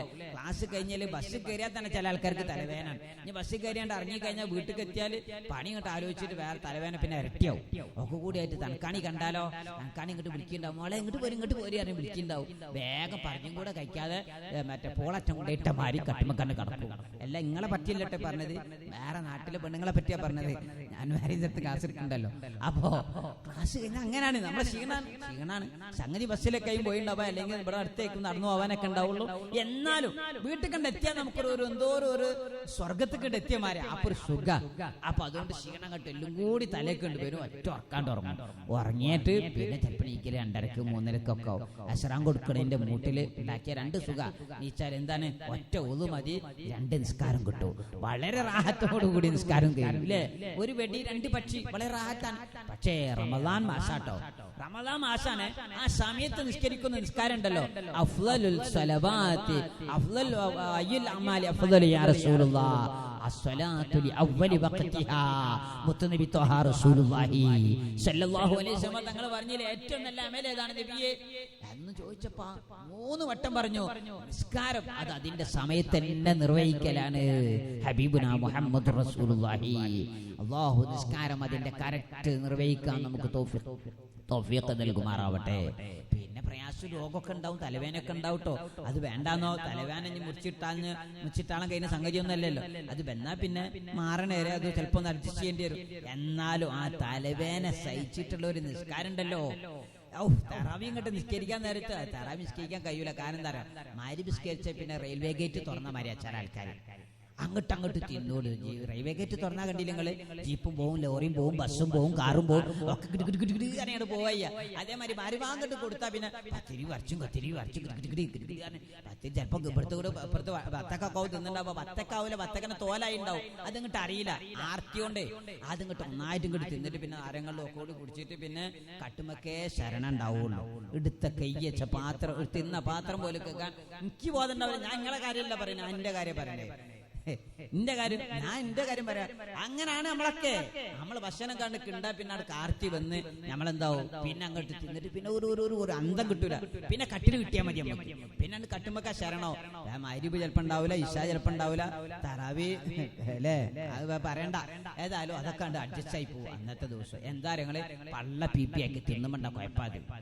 അത് അതിന് ഏറ്റവും നല്ല അടവെന്താ അറിയാം, എപ്പോഴും ഷെയ്ഖുന ഉസ്താദ് അല്ലാഹു തആല ആഫിയത്തിൽ ദീർഘായുസ്സ് നൽകുമാറാവട്ടെ. ഇപ്പോൾ എനിക്ക് ഓർമ്മയുണ്ട്, കുറെ നമ്മളോടൊക്കെ നോമ്പിന് റമദാന് ദർശനം കൂട്ടുമ്പോ അപ്പൊ ഉസ്താദ് കുറെ ഉപദേശങ്ങൾ തരും. അപ്പൊ തടിനെ പറ്റി വരെ ഉസ്താദ് പറയും, എങ്ങനെ കഴിക്കണടാ ഭക്ഷണം, ആ ഭക്ഷണത്തിന്റെ രീതി വരെ ഉസ്താദ് നമ്മളെ പഠിപ്പിച്ചു. അന്ന് ഉസ്താദ് പറയാറുണ്ട്, എന്ത് മഗ്‌രിബ് തുറന്ന ഉടനെ നോമ്പ് തുറക്കുമ്പോ കുറച്ച് ലഘുവായ ഭക്ഷണം കഴിക്കുക.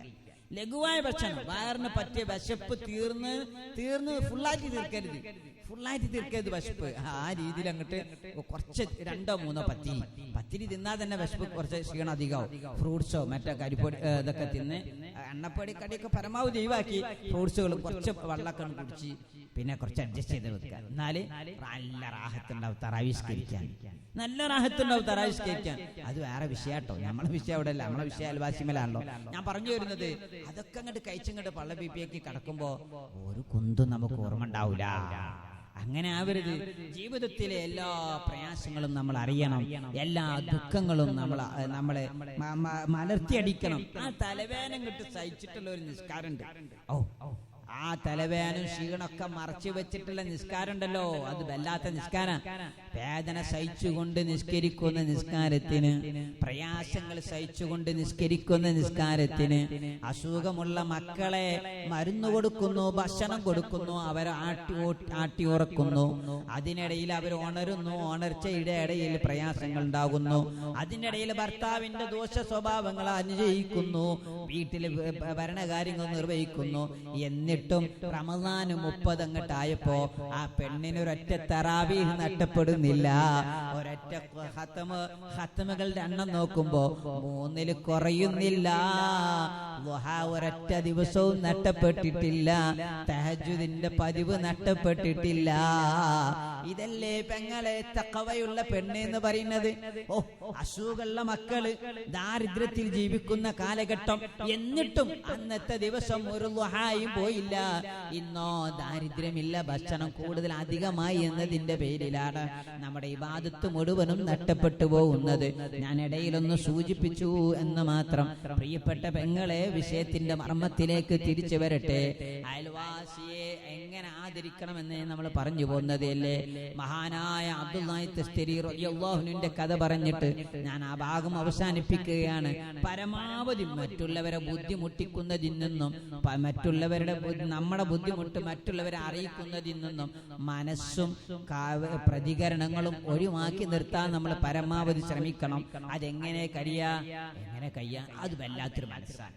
അയൽവാസിന്റെ വീട്ടിൽ നിന്ന് വല്ലാതെ ദുർഗന്ധം വമിക്കുന്ന വെള്ളം എങ്ങനെ വരാൻ എന്നിട്ട് അതൊരിക്കലും മിണ്ടാണ്ട് സൂക്ഷിച്ച് എല്ലാ ദിവസവും ബക്കറ്റിലാക്കി തലയിലാക്കി അതിങ്ങനെ കൊണ്ടുപോയി തൊട്ടടുത്തുള്ള പുഴയിൽ കൊണ്ടുപോയി ഒഴിച്ച് പിറ്റേ ദിവസം അതുപോലെ ബക്കറ്റ് അവിടെ കൊണ്ടുപോയി വെച്ച് എല്ലാ ദിവസവും അതിങ്ങനെ കൊണ്ടുപോകുന്ന ഒരു രംഗമുണ്ട്.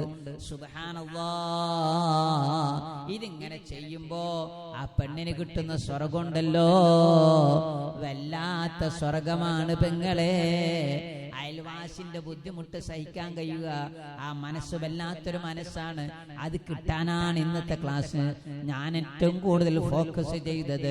അയൽവാസിയെ സഹായിക്കാൻ കഴിഞ്ഞിട്ടില്ലെങ്കിലും അയൽവാസിയെ ബുദ്ധിമുട്ടിക്കാതിരിക്കുക എന്ന ഏറ്റവും മർമ്മപ്രധാനമായ ഒരു സംഗതി ഉണ്ടല്ലോ പെങ്ങളെ, അതാണ് നമുക്ക് ഏറ്റവും കൂടുതൽ വേണ്ടത്. അവന് നരകത്തിലാണെന്ന് റസൂലുള്ള 3 വട്ടം പറഞ്ഞപ്പോ മൻ യാ റസൂലല്ലാഹ്, ആരാണ് നബിയെ അയാൾ എന്ന് ചോദിച്ചപ്പോ അവൻ തന്റെ അയൽവാസിയെ ബുദ്ധിമുട്ടിക്കുന്നവനാണെന്ന പ്രവാചകന്റെ തിരുമൊഴി. പ്രിയപ്പെട്ട പെങ്ങളെ, കൽബിൽ ഇങ്ങനെ വെക്കണം. അപ്പൊ അയൽവാസിന്റെ ബുദ്ധിമുട്ട് തടുക്കാൻ അബ്ദുല്ലാഹി തസ്തരി റളിയല്ലാഹു അൻഹുവിന്റെ കൽബ് നോക്കണേ. അയൽവാസിയെ ബുദ്ധിമുട്ടിക്കാതിരിക്കാൻ മഹാനവറുകൾ ചെയ്ത എന്താ അറിയോ?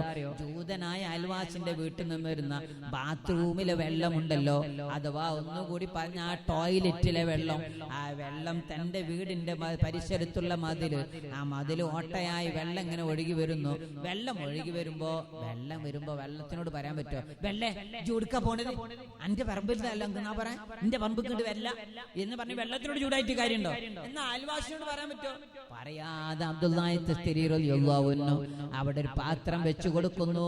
ടോയ്ലറ്റിലെ വെള്ളം മുഴുവനും പാത്രത്തിലേക്ക് വൈകുന്നേരമാകുമ്പോഴേക്ക് നിറയുന്നു. നിറഞ്ഞ പാത്രവുമായി പുഴയിൽ കൊണ്ടുപോയി ഒഴിവാക്കി തിരിച്ചു വരികയാണ്. സുബ്ഹാനല്ലാഹ്. ഇത് ഒരുപാട് കാലം അബ്ദുല്ലാഹി തസ്തരി റളിയല്ലാഹു അൻഹു തുടർന്ന് വന്നൊരു ശീലമാണ്. ഇതെപ്പോഴാ കള്ളി വെളിച്ചതായങ്ങളെ കുട്ടികൾ വർത്താൻ പറയുന്നുണ്ടല്ലേ, ബാക്കിയുള്ള പെണ്ണുങ്ങൾ വർത്താൻ പറയാൻ കുട്ടികൾ പിന്നെ ഓല ലോകം അങ്ങനെയാണല്ലോ.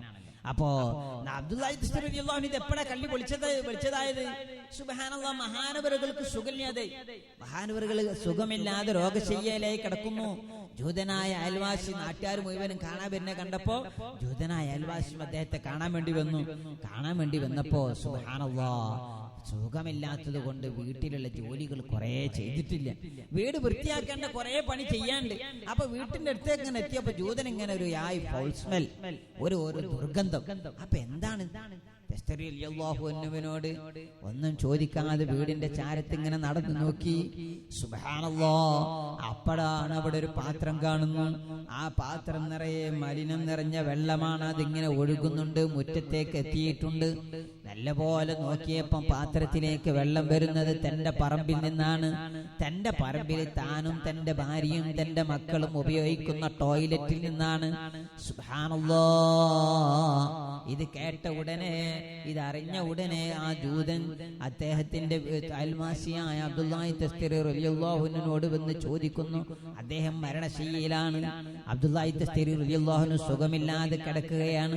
അപ്പോഴാണ് ജൂതന്റെ ചോദ്യം, ഇങ്ങനൊരു സംഭവം ഉണ്ടായിട്ട് എന്തേ നിങ്ങൾ എന്നോട് പറയാതിരുന്നത്? ഞാൻ ആ വാക്കുകൊണ്ട് നിങ്ങൾക്ക് പ്രയാസമുണ്ടാവണ്ടല്ലോ എന്ന് കരുതിയാണ്. സുബ്ഹാനല്ലാഹ്.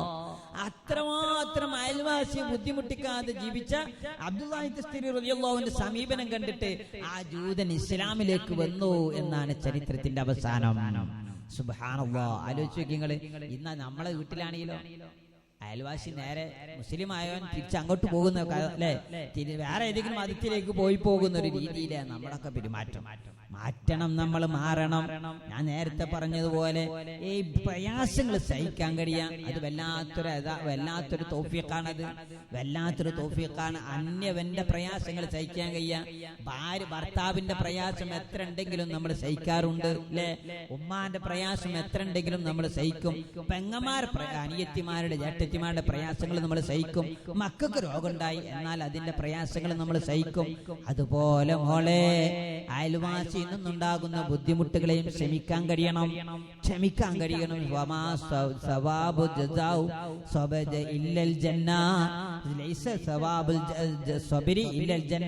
സ്വർഗമല്ലാതെ പ്രതിഫലമില്ല ക്ഷമക്ക്. ക്ഷമിച്ചാൽ സ്വർഗം മാത്രമാ പ്രതിഫലം എന്ന് പറഞ്ഞാൽ എന്താ? വല്ലാത്തൊരു പ്രതിഫലമാണത്. തഫ്സീറുകളിൽ കാണാൻ കഴിയും. മഹാനായ റിദ്വാൻ അലൈഹിസ്സലാത്തു വസ്സലാം സ്വർഗത്തിൽ ചില ആളുകൾ ഇങ്ങനെ കാണും. അവരെ പണി എന്താരോ?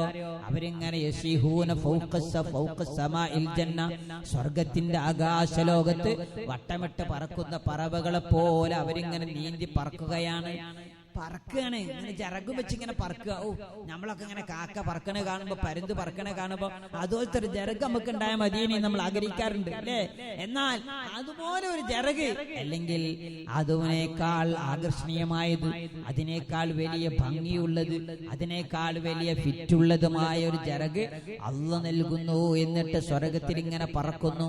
സ്വർഗത്തിലെ എവറസ്റ്റ് കൊടുമുടി കാണുന്നു, സ്വർഗത്തിലെ അബുദാബി കാണുന്നു, സ്വർഗത്തിലെ ദുബായ് കാണുന്നു, സ്വർഗത്തിലെ ബുർജ് ഖലീഫ കാണുന്നു. സ്വർഗത്തിലെ ദുബായ്, അബുദാബി, ബുർജ് ഖലീഫ ഒക്കെ ഉണ്ടാവേ? അതറിയണം നിങ്ങള്. അത് കുറെ അറിയാണ്ട്. എന്തിനാ അല്ലാഹു തആല ഇവിടെ അബുദാബി തന്നത്? ഇതിനേക്കാൾ വലിയ അബുദാബി സ്വർഗത്തിലുണ്ട് എന്ന് പറയാനാ. എന്തിനാണ് നമുക്ക് അല്ലാഹു അപ്പോൾ തന്നത്? ഇവിടത്തേതിനേക്കാൾ സുന്ദരവും മധുരവും അല്ലെങ്കിൽ സൗന്ദര്യവും കണ്ണൻ ചിമ്പിക്കുന്നതുമായ പല വർഗങ്ങൾ എവിടെയുണ്ട്? സ്വർഗത്തിലുണ്ട്. ഒരുപാട് ഫലങ്ങളുണ്ട്, ഒരുപാട് ഫ്രൂട്ട്സ് ഉണ്ട് സ്വർഗത്തിൽ. ദുനിയാവിലുള്ള എല്ലാം അതിന്റെ അപ്പുറം അതൊക്കെ സ്വർഗത്തിലുണ്ട്. ഇവിടെയുള്ള വിഷമങ്ങളെ അവിടെ ഇല്ലാത്തുള്ളൂ. നിങ്ങൾ ടെൻഷൻ അടിക്കരുത്. അപ്പൊ ടെൻഷൻ അവിടെ ഇല്ല, രോഗങ്ങൾ അവിടെ ഇല്ല, പരാജയം അവിടെ ഇല്ല. അവിടെ എന്തേ ഉള്ളൂ? സ്വർഗത്തിൽ ഒന്നേ ഉള്ളൂ. അതെന്താ? അതിങ്ങനെ കുറെ സുഖങ്ങൾ, കുറെ സന്തോഷം, കുറെ വിജയങ്ങൾ. ആൾക്കാർ ഇങ്ങനെ കൂട്ടായിട്ട് ഇങ്ങനെ പറക്കണേ. സുബ്ഹാനല്ലാഹ്, പറക്കുന്ന ആളെ കണ്ടപ്പോ സ്വർഗം കാക്കുന്ന മലക്ക് റിദ്വാൻ അലൈഹിസ്സലാം ചോദിക്കുന്നു, മൻ അൻതും, നിങ്ങൾ ആരാണ്? വ ഇന്നാ മുസാബൂൻ വ ഇന്നാ സ്വാബിറൂന മിൻ മസാഇബിദ് ദുനിയാ. ദുനിയാവിലെ വിഷമങ്ങളിൽ വന്നപ്പോ ഓരോ വിഷമത്തിലും അല്ലാതെ ശമിച്ചവരാണ് നമ്മള്. സുബ്ഹാനല്ലാഹ്, ദുനിയാവിലെ വിഷമങ്ങൾ വന്നപ്പോ ക്ഷമിക്കാൻ കഴിയുക എന്നത് വല്ലാത്തൊരു മനസ്സാണ് അല്ലേ? കുട്ടികൾ ഉണ്ടാകുമ്പോ കുട്ടികൾ രോഗം ഉണ്ടാവും, അല്ലെങ്കിൽ രോഗം അധികമാവും, ചിലപ്പോ രോഗം മരിച്ചു.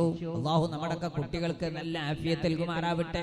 അലർജി കൊണ്ട് പ്രയാസപ്പെടുന്ന മക്കളുണ്ട്, അല്ലാഹു ശിഫ നൽകുമാറാവട്ടെ. ശ്വാസമുട്ടൽ കൊണ്ട് പ്രയാസപ്പെടുന്നവരുണ്ട്, ശിഫ നൽകുമാറാവട്ടെ. ഈ 2-3 ആഴ്ച മുമ്പ് ഞാനൊരു ഹോസ്പിറ്റലിൽ പോയി. സുബ്ഹാനല്ലാഹ്, അവിടെ ഒരു കുട്ടിക്ക് വലിയ സർജറി നടക്കുകയാണ്. എന്താ സർജറി? കമ്പി തുളച്ചു കയറി വയറിന്റെ ഉള്ളിലേക്ക്. എന്നിട്ട് വൻകുടൽമ തട്ടി കളിക്കാൻ പോയതാ. പരീക്ഷയ്ക്ക് വേണ്ടി 2 ദിവസം സ്കൂളിൽ ലീവ് കൊടുത്തതാ. കൊടുത്ത ലീവ് മോനെ വെയിൽ കൊണ്ട് പാടത്ത് തീർത്തപ്പോ പാടത്ത് പോത്തിനെ കെട്ടാൻ വെച്ച കമ്പിമേൽ തറച്ചുപോയി. സുബ്ഹാനല്ലാഹ്, പള്ള കോർത്തിട്ട് വൻകുടമേൽ എത്തിപ്പോയി. അതിന്റെ കമ്പി ഒന്നായിട്ട് മുറിച്ചെടുത്ത് ആ കമ്പി അടക്കം ഹോസ്പിറ്റലിൽ കൊണ്ടുപോയി. അതിന്റെ ചികിത്സ നടന്നുകൊണ്ടിരിക്കാൻ കുട്ടി രക്ഷപ്പെടും, വലിയ പ്രയാസമൊന്നുമില്ല. അല്ലാഹു തആല പൂർണ്ണ ശിഫ നൽകുമാറാവട്ടെ.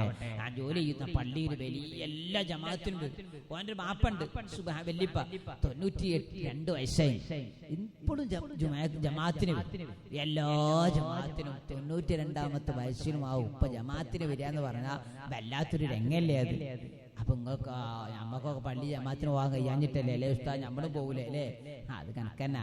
നമുക്കൊരു സാധനത്തിന് പോകാൻ കിട്ടിയ 1000 ദിവസം പോകും, ഏറി എന്നാ ഒരാഴ്ച പോകും. ഇനി പള്ളിയിൽ പോകാൻ പറ്റിയ അല്ല കാക്കട്ടെ, അങ്ങനെ നിയമൊന്നും വരൂല. എന്നാലും നിയമം വന്നു വെച്ചോളി, എന്നാ നമ്മള് പോവോ? ഒരാഴ്ച പോകും, പിന്നെ ഇബ്ലീസ് വാരി അത്രയല്ലോ മതി അല്ലേ? എന്നാ പോണ്ടെന്ന് പറഞ്ഞു പോവാനാ വലിയ താല്പര്യം, ചെയ്യണ്ടെന്ന് പറഞ്ഞ ചെയ്യാനേ നമുക്ക് താല്പര്യം ഉണ്ടാവുള്ളൂ. വിഷയം വേറെ വയ്യതുകൊണ്ട് ഞാൻ അവസാനിപ്പിക്കുക. ഏതാ ഞാൻ പറഞ്ഞിരുന്നത്? അവിടെയുള്ള ആ ഉമ്മാന്റെ കഥ വല്ലാത്ത സംഭവം. എല്ലാ ക്ലാസ്സിനും വരും. ക്ലാസ്സിന് വന്നാലും പോരാ, ക്ലാസ്സിന് വരിക എന്നുള്ളതല്ല, നേരത്തെ വരുന്നു.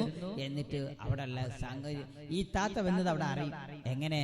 അവിടെ ക്ലാസ്സൊക്കെ വൃത്തിയില്ല, അടിച്ചു വാരി വൃത്തിയാക്കൂ. സുബ്ഹാനല്ലാഹ്, വല്ലാത്തൊരു സേവനല്ലേ അത് അല്ലേ? വല്ലാത്തൊരു സേവനം. ഞാൻ ആ ഭാഗത്തേക്ക് കടക്കുന്നില്ല. സുബ്ഹാനല്ലാഹ്, ആ രീതിയിൽ ജീവിക്കുന്ന കുറെ കുട്ടികളുണ്ട്. അല്ലാഹു തആല അവർക്കൊക്കെ ശിഫ നൽകുമാറാവട്ടെ. അതുപോലെ നമ്മുടെ റഹീം, കോടമ്പയക്കാരനായ റഹീം നമ്മുടെ കൂട്ടുകാരനും കൂടിയാണ്. ഒരുപാട് കാലം കുട്ടിക്കാലത്ത് ഒരുമിച്ച് കളിച്ചവരും ദർശല് കുളത്ത് കുളിച്ച റഹീമിന്റെ കൂടെ. ഇന്ന് റഹീം ചെറിയൊരു പ്രയാസത്തിൽ ജയിലിലാണുള്ളത്. അല്ലാഹു തആല എത്രയും പെട്ടെന്ന് സലാമത്ത് നൽകുമാറാവട്ടെ. അതിലുള്ള വഴികളൊക്കെ അല്ലാഹു എളുപ്പാക്കി കൊടുക്കുമാറാവട്ടെ. ആ ഉമ്മാന്റെ കണ്ണുനീരിന് അല്ലാഹു അർഹമായ റിസൾട്ട്, അർഹമായ സന്തോഷത്തിന്റെ അവസ്ഥ അല്ലാഹു കാണിച്ചു കൊടുക്കുമാറാവട്ടെ. പ്രിയപ്പെട്ട സഹോദരിമാരെ, പറഞ്ഞു വരുന്നത് ആ രീതിയിൽ, ഏത് രീതിയിൽ പ്രയാസങ്ങൾ സഹിച്ചിങ്ങനെ ജീവിക്കാൻ കഴിയാം, അതൊരു വല്ലാത്തൊരു സംഭവമാണ്. അയൽവാസിന്റെ ബുദ്ധിമുട്ട് സഹിക്കാൻ കഴിയാം, അത് വല്ലാത്തൊരു ഒരു മനസ്സാണ്. പിന്നെ രണ്ടാമതായി അയൽവാസിയോട് വേണ്ടത് എന്താവാ? യംനഊനൽ മാഊൻ, അവർ ചോദിക്കുന്ന സാധനങ്ങൾ തടയാതെ കൊടുക്കാൻ കഴിയണം. ഉപ്പ് ചോദിച്ചു, ഉപ്പ് ഇന്നലെ വരെ ഇവിടെ ഉണ്ടായി, ഇപ്പൊ നമുക്ക് ഉപ്പില്ല, നമ്മളും ഇങ്ങനെ അല്ലേ? കൈക്കോട്ട് ഇന്നലെ വരെ അങ്ങനെ കൈക്കോട്ട് കൊടുത്തു, എന്നാ അതിന്റെ മൂല വളഞ്ഞത് നമ്മൾ അങ്ങോട്ട് പറയരുത്. എന്നാൾ എനിക്ക് കൈക്കോട്ട് എന്നീന്, അതിന്റെ മറ്റേ മൂല വളഞ്ഞിന്, ഈ മൂല വളഞ്ഞിന്. മൂല വളഞ്ഞ കഥ പറയണ്ട മോളെ. കാരണം സ്വർഗം കിട്ടണോ ആ കൈക്കോട്ട് കൊണ്ടുപോയിട്ട് ഓല് കൊത്തണോ, കൊത്തിട്ട് മൂല വളയണം, അപ്പോഴേ അതിന്റെ കൂലി കിട്ടുള്ളൂ. അറിയണേ, നമ്മുടെ വീട്ടിൽ നിന്ന് കത്തി കൊണ്ടുപോയി, കത്തിന്റെ മൂർച്ച കെട്ടുപോയി, അല്ലെങ്കിൽ അതിന്റെ പിടി പൊട്ടിപ്പോയി എന്ന് പറഞ്ഞിട്ട് ഏതെങ്കിലും ഒരു നിസ്സാര കാരണത്തിന് സാധനങ്ങൾ തടഞ്ഞു വെക്കുന്നവർ ആരാണ് അറിയോ? ഓൽക്കുള്ള പ്രതിഫലം അവർക്കുള്ള പ്രതിഫലം നരകമാണ്. ഏതാണ് നരകത്തിന്റെ പേര്? വൈൽ എന്നാണ് നരകത്തിന്റെ പേര്. വൈൽ എന്ന് കേട്ടാൽ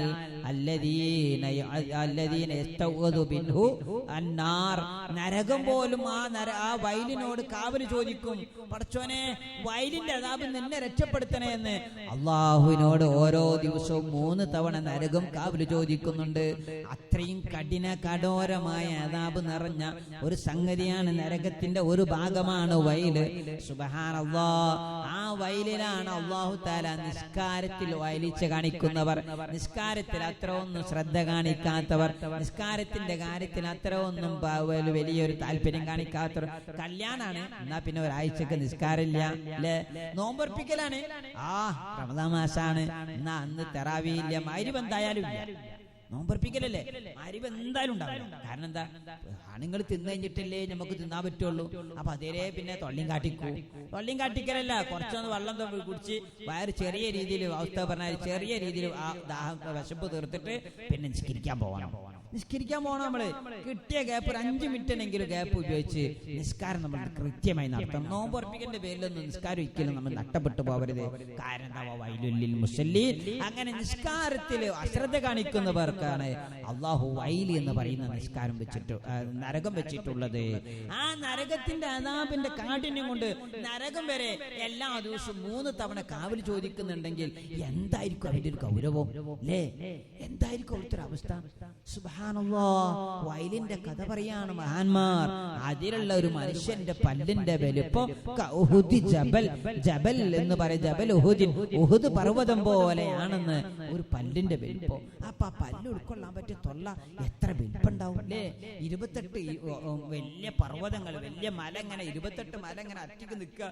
എന്നിട്ട് അതിങ്ങനെ ഉൾക്കൊള്ളാൻ പറ്റിയ തല, ആ തല ഉൾക്കൊള്ളാൻ പറ്റിയ ആ ശരീരം, വല്ലാത്തൊരു ആജാനുഭാവമായ ശരീരത്തെയാണ് നരകം ഇങ്ങനെ കത്തി തിന്നുന്നത്. ഇതെല്ലാം വയലെന്ന് പറയുന്ന നരകത്തിന്റെ പ്രത്യേകതയാണ്. അവിടേക്കുള്ളതാണ് ആര്? സഹായം ചോദിച്ചിട്ട് അയൽവാസികൾ പരസ്പരം ചെറിയ ചെറിയ സഹായങ്ങൾ ചോദിക്കുമ്പോ അത് തടഞ്ഞു വെക്കുന്നവർക്ക് ഈ ഒരു നരകത്തെ അല്ലാഹു തആല സംവിധാനിച്ചു എന്നാണ് സൂറത്ത് നമ്മെ ബോധ്യപ്പെടുത്തുന്നത്. അയൽവാസിയോടുള്ള കടമയുടെ വലിപ്പം പറയാ, ഇതിനേക്കാൾ വലിയ വേറെ എന്ത് പറയണം അല്ലേ? വേറെ എന്ത് പറയാനുണ്ട് പെങ്ങളെ? ഓർക്കണേ, രണ്ടാമത്തത് അയൽവാസിയോട് ചെയ്യേണ്ടത് ബുദ്ധിമുട്ട് അങ്ങോട്ടില്ലാതിക്ക. എന്നാലോ പിന്നെ രണ്ടാമത്തെ ഒന്നുണ്ട്, അത് അങ്ങോട്ട് സഹായം കൊടുക്കുക എന്നുള്ളതാണ്. അള്ളാന്റെ ഹബീബ് പറഞ്ഞ 5 കാര്യങ്ങളുണ്ട് അയൽവാസിന്റെ ബുദ്ധിമുട്ടില്ലാതിരിക്കാൻ. എന്താ 5 കാര്യങ്ങളിൽ? ഒന്നാമത്തത് എന്തെങ്കിലും ഒരു പ്രത്യേക ഭക്ഷണം ഉണ്ടാക്കി, വീട്ടിൽ ഒരു നല്ല ഭക്ഷണം ഉണ്ടാക്കി, എന്നാൽ ആ ഭക്ഷണം അവർക്ക് കൊണ്ടു കൊടുക്കുക. നമ്മളെ വീട്ടിൽ ഒരു പ്രത്യേക ഒരു പഴംപൊരി, ഇന്ത്യനേഷ്യൻ പഴംപൊരി ഉണ്ടാക്കി. അപ്പൊ ആ പഴംപൊരി ഉണ്ടാക്കി ഓല് ഇതിരെ കിട്ടിയില്ല. ഓല് സാധാരണ നമ്മളെ ഓടമ്പേത്തെ പഴംപൊരിയില്ലേ കൂട്ടിയിട്ടുള്ളൂ. ഓല് ഒരു പുതിയ മോഡൽ പഴംപൊരി ഉണ്ടാക്കിയത്, ചിലപ്പോൾ പഴംപൊരി ഉണ്ടാക്കിയതായിരിക്കും, അതൊക്കെ കൂടി കേടുന്ന് വേറെന്തോ കൊലത്തിലായി. അപ്പൊ തിന്നു നോക്കിയപ്പോ നല്ല രസമുണ്ട്, എന്നാ പിന്നെ അങ്ങോട്ടൊക്കെ കൊണ്ടുപോകും. അതല്ല ഒരു നല്ല പലഹാരം ഉണ്ടാക്കി, എന്നാൽ അത് അയൽവാസിക്ക് കൊണ്ടുകൊടുക്കുക. അയൽവാസികളുടെ സ്നേഹം കിട്ടാൻ പറ്റിയ ഏറ്റവും നല്ല വഴിയാണത്. പിന്നെ അവരെ നല്ല കാര്യങ്ങൾ അവരെ പ്രേരിപ്പിക്കുക. അവരെ അയൽവാസിന്റെ കുട്ടിക്ക് +2 ഫുൾ A+ കിട്ടി, നമ്മളെ കുട്ടിക്കൊക്കെ തോറ്റേ, ഓലെ കുട്ടിക്ക് +2 കൊടുക്കാൻ കണ്ടേ എന്നിട്ട് അങ്ങോട്ട് മുണ്ടാണ്ടിക്കലോ, അല്ലെങ്കിൽ അവിടെ മറന്നുകൂടി താത്തിക്കലോ, അല്ലെങ്കിൽ ആ ഭാഗത്തിലോ ഡോറ് പിടിച്ചിട്ട് കുറ്റിയിടലോ അല്ല. അവിടെ പോവുക, ഫുൾ A+ കിട്ടി, അപ്പൊ കാരണം വലിക്കാൻ നിൽക്കരുത്, അവിടെ പോവുക. മാഷാ അല്ലാഹ്, ആദ്യത്തെ വാക്ക് അതാവണം. എന്നാ അത് കേൾക്കുമ്പോൾ തന്നെ വീട്ടുകാർക്ക് തോന്നും അത് കണ്ണെറ്റാൻ വന്നതല്ല, അല്ലെങ്കിൽ ഇത് അസൂയോട് കൂടി വന്നതല്ല, ഇത് സ്നേഹത്തോടു കൂടി വന്നതാണ് എന്ന് പറയുന്ന രീതി തന്നെയാണ് തോന്നിപ്പിക്കണം. ഒരു സമ്മാനം കൊടുക്കണം, എന്തെങ്കിലും ഒരു ഫ്ലവറോ എന്തെങ്കിലും ഒരു മെമന്റോ അല്ലെങ്കിൽ എന്തെങ്കിലും ഒരു നമ്മളെ പേരിൽ എന്താ ഉള്ളത് എടുത്തിട്ട്, അല്ലെങ്കിൽ ഒരു പൈസ ചെറിയ ഗാന്ധിത്തല 100 റുപ്യെങ്കിലും എടുത്തിട്ട് +2 ഫുൾ A+ കിട്ടിയില്ലേ, സന്തോഷായിട്ടോ, അല്ലാഹു തആല ഈ കുട്ടി നന്നാക്കട്ടെ എന്ന് പറഞ്ഞ അവർക്ക് കിട്ടിയ നന്മയിൽ നമ്മൾ കൂടി സന്തോഷത്തോടു കൂടി പങ്കാളികളാവുക. ഇനി അവർക്കൊരു ദുഃഖം ഉണ്ടായാലോ ആ ദുഃഖത്തിന് പങ്കാളിയാവണോ.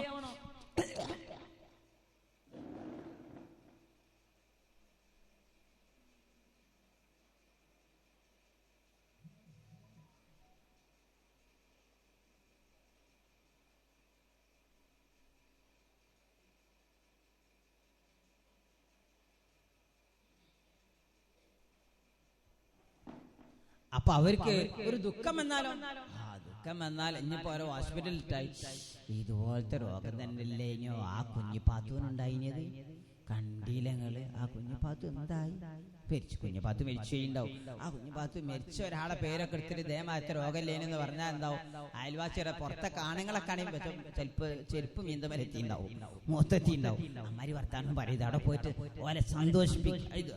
ദേമാറ്റ അത്ര അസുഖം ഉണ്ടായിന്, എൻ്റെ മകൻ ഉണ്ടായിന്, ഒരു പ്രശ്നമില്ല, ഓലൊക്കെ മാറിപ്പോ നടക്കണില്ലേ, എൻ്റെ വിലക്ക് ഉണ്ടായിന് അവിടെ ഇളച്ചിൻ്റെ അപ്പുറത്തെ പോലെ. എന്നിട്ട് ഓലൊക്കെ ഇപ്പൊ സുഖമായിട്ട് നടക്കുക. ഈ രീതി സന്തോഷകരമായ വർത്താനല്ലാതെ ഇങ്ങനെ രോഗം ഉണ്ടായിരുന്നോലൊക്കെ മരിച്ചു കഴിഞ്ഞ് ഇങ്ങനെ രോഗം ഉണ്ടായിരുന്നു പിന്നെ നടന്നിട്ടില്ല എന്ന് പറയുന്ന വർത്താനായാൽ പിന്നെ ഓലിങ്ങോട്ട് വരണ്ട വിചാരിച്ചു. അങ്ങനെ അവര് അവിടെ ദുഃഖത്തിൽ പങ്കാളികളാവണം.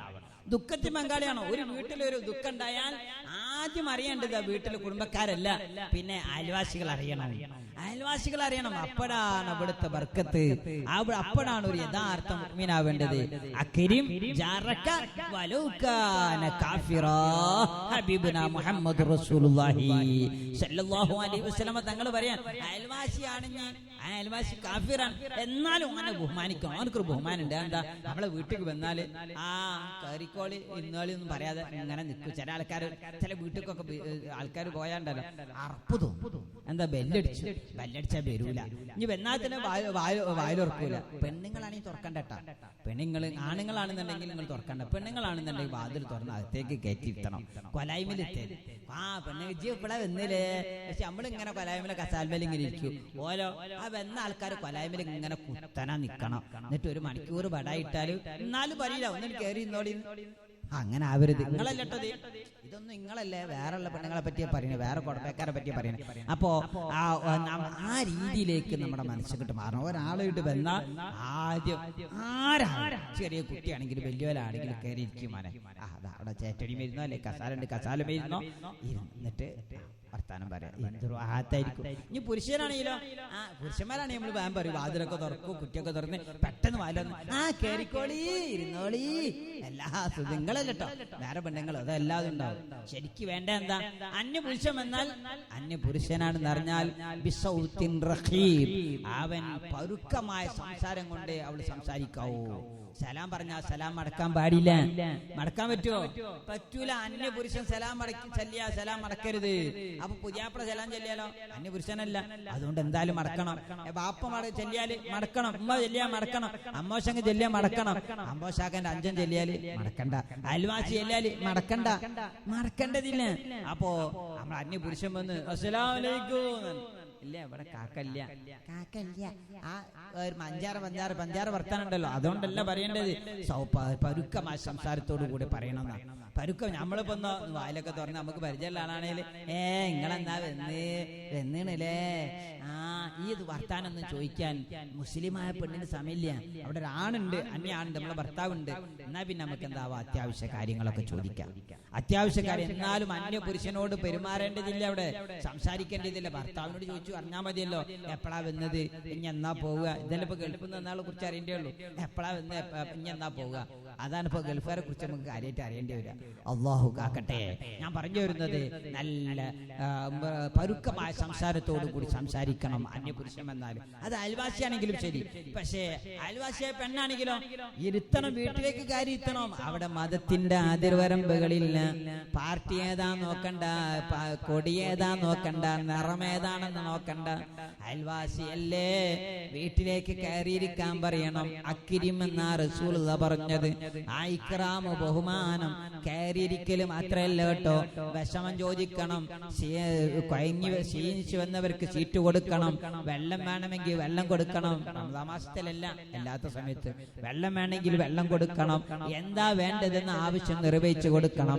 ഇക്റാം എന്ന് പറഞ്ഞാൽ എല്ലാം ചെയ്തു കൊടുക്കണം, വേണ്ടതൊക്കെയും ചെയ്തു കൊടുക്കണം, ബഹുമാനം കൊടുക്കണം, പരിഗണന കിട്ടണം. ഇതാണ് ഏറ്റവും വലിയൊരു സംഭവം.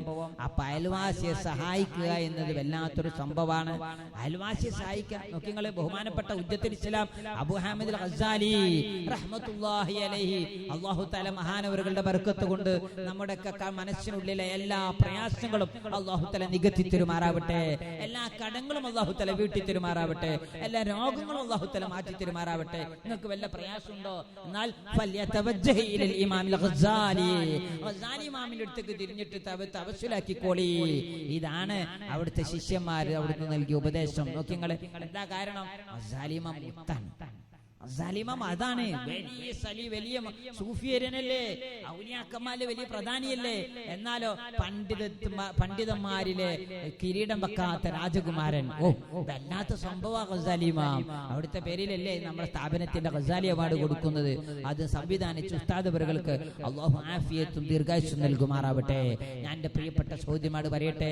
ഗസാലിമാം അവിടുത്തെ ഹിയാലുൽ ഉമദിൽ ഒരു സംഭവം പറയുന്നുണ്ട്. ഒരു വീട്ടിലേക്ക് ഒരു സ്വഹാബിയുടെ വീട്ടിലേക്ക് ഒരു ആട്ടിന്റെ തല കൊണ്ടുവന്നു.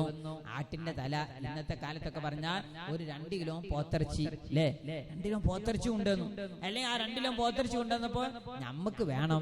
പക്ഷേ നമ്മളെക്കാൾ അടുത്ത വീട്ടുകാരാണ് ഏറ്റവും കൂടുതൽ ആവശ്യക്കാർ. ഇത് കണ്ടറിഞ്ഞ വീട്ടുകാരൻ തന്റെ ഭാര്യയോട് ചോദിക്കുന്നു, മോളെ വഹും അശദ്ദു മിന്നാ അശദ്ദു വഹും അഹ്വജു മിന്നാ, നമ്മളാണ് അവരെക്കാൾ നമ്മളെക്കാൾ ആവശ്യക്കാർ അവരാണ്. അതുകൊണ്ട് നമുക്ക് ഈ ആട്ടിന്റെ തല അവർക്ക് കൊടുത്താലോ എന്ന് ആദ്യം കിട്ടിയ സ്വഹാബി ചിന്തിച്ചു.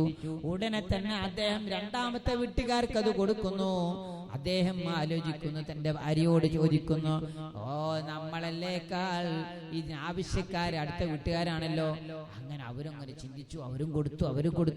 7 വീടുകളിൽ അതിങ്ങനെ കറങ്ങി വന്നു. ചില രാത്രി കാണാൻ 40 വീടുകളിൽ അതിങ്ങനെ കറങ്ങി വന്നു. കറങ്ങി ആദ്യം അത് കൊടുത്തത് ആരാണ്? ഒരു സ്വഹാബി. ആ സ്വഹാബിന്റെ വീട്ടിലേക്ക് തന്നെ തിരിച്ചെത്തി. നോക്കിങ്ങളെ, എല്ലാരും തൊട്ടടുത്തുള്ളവന് പരിഗണന കൊടുക്കുമ്പോ അല്ലാഹു തആല ആദ്യം കൊടുത്തു തുടങ്ങിയത് ആരാണ്? അവനെടുക്ക വലിയ പരിഗണന, വലിയ കൂലി അവനിക്കാണ് അല്ലേ.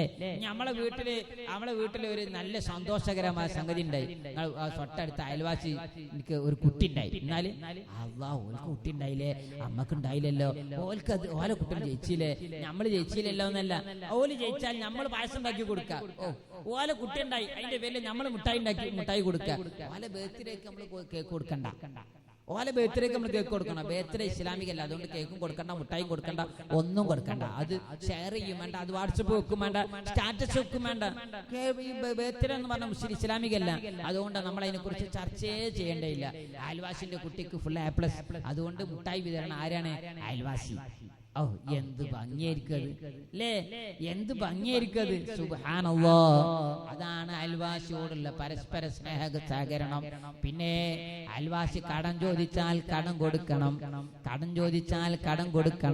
കടം എത്ര ചെറിയ സംഖ്യയാണെങ്കിലും, അല്ലെങ്കിൽ ഇല്ല എന്നുള്ള മാന്യമായ മറുപടി, അല്ലെങ്കിൽ ഉള്ളിടത്തുനിന്ന് ഒപ്പിച്ചു കൊടുക്കാൻ കഴിയാം.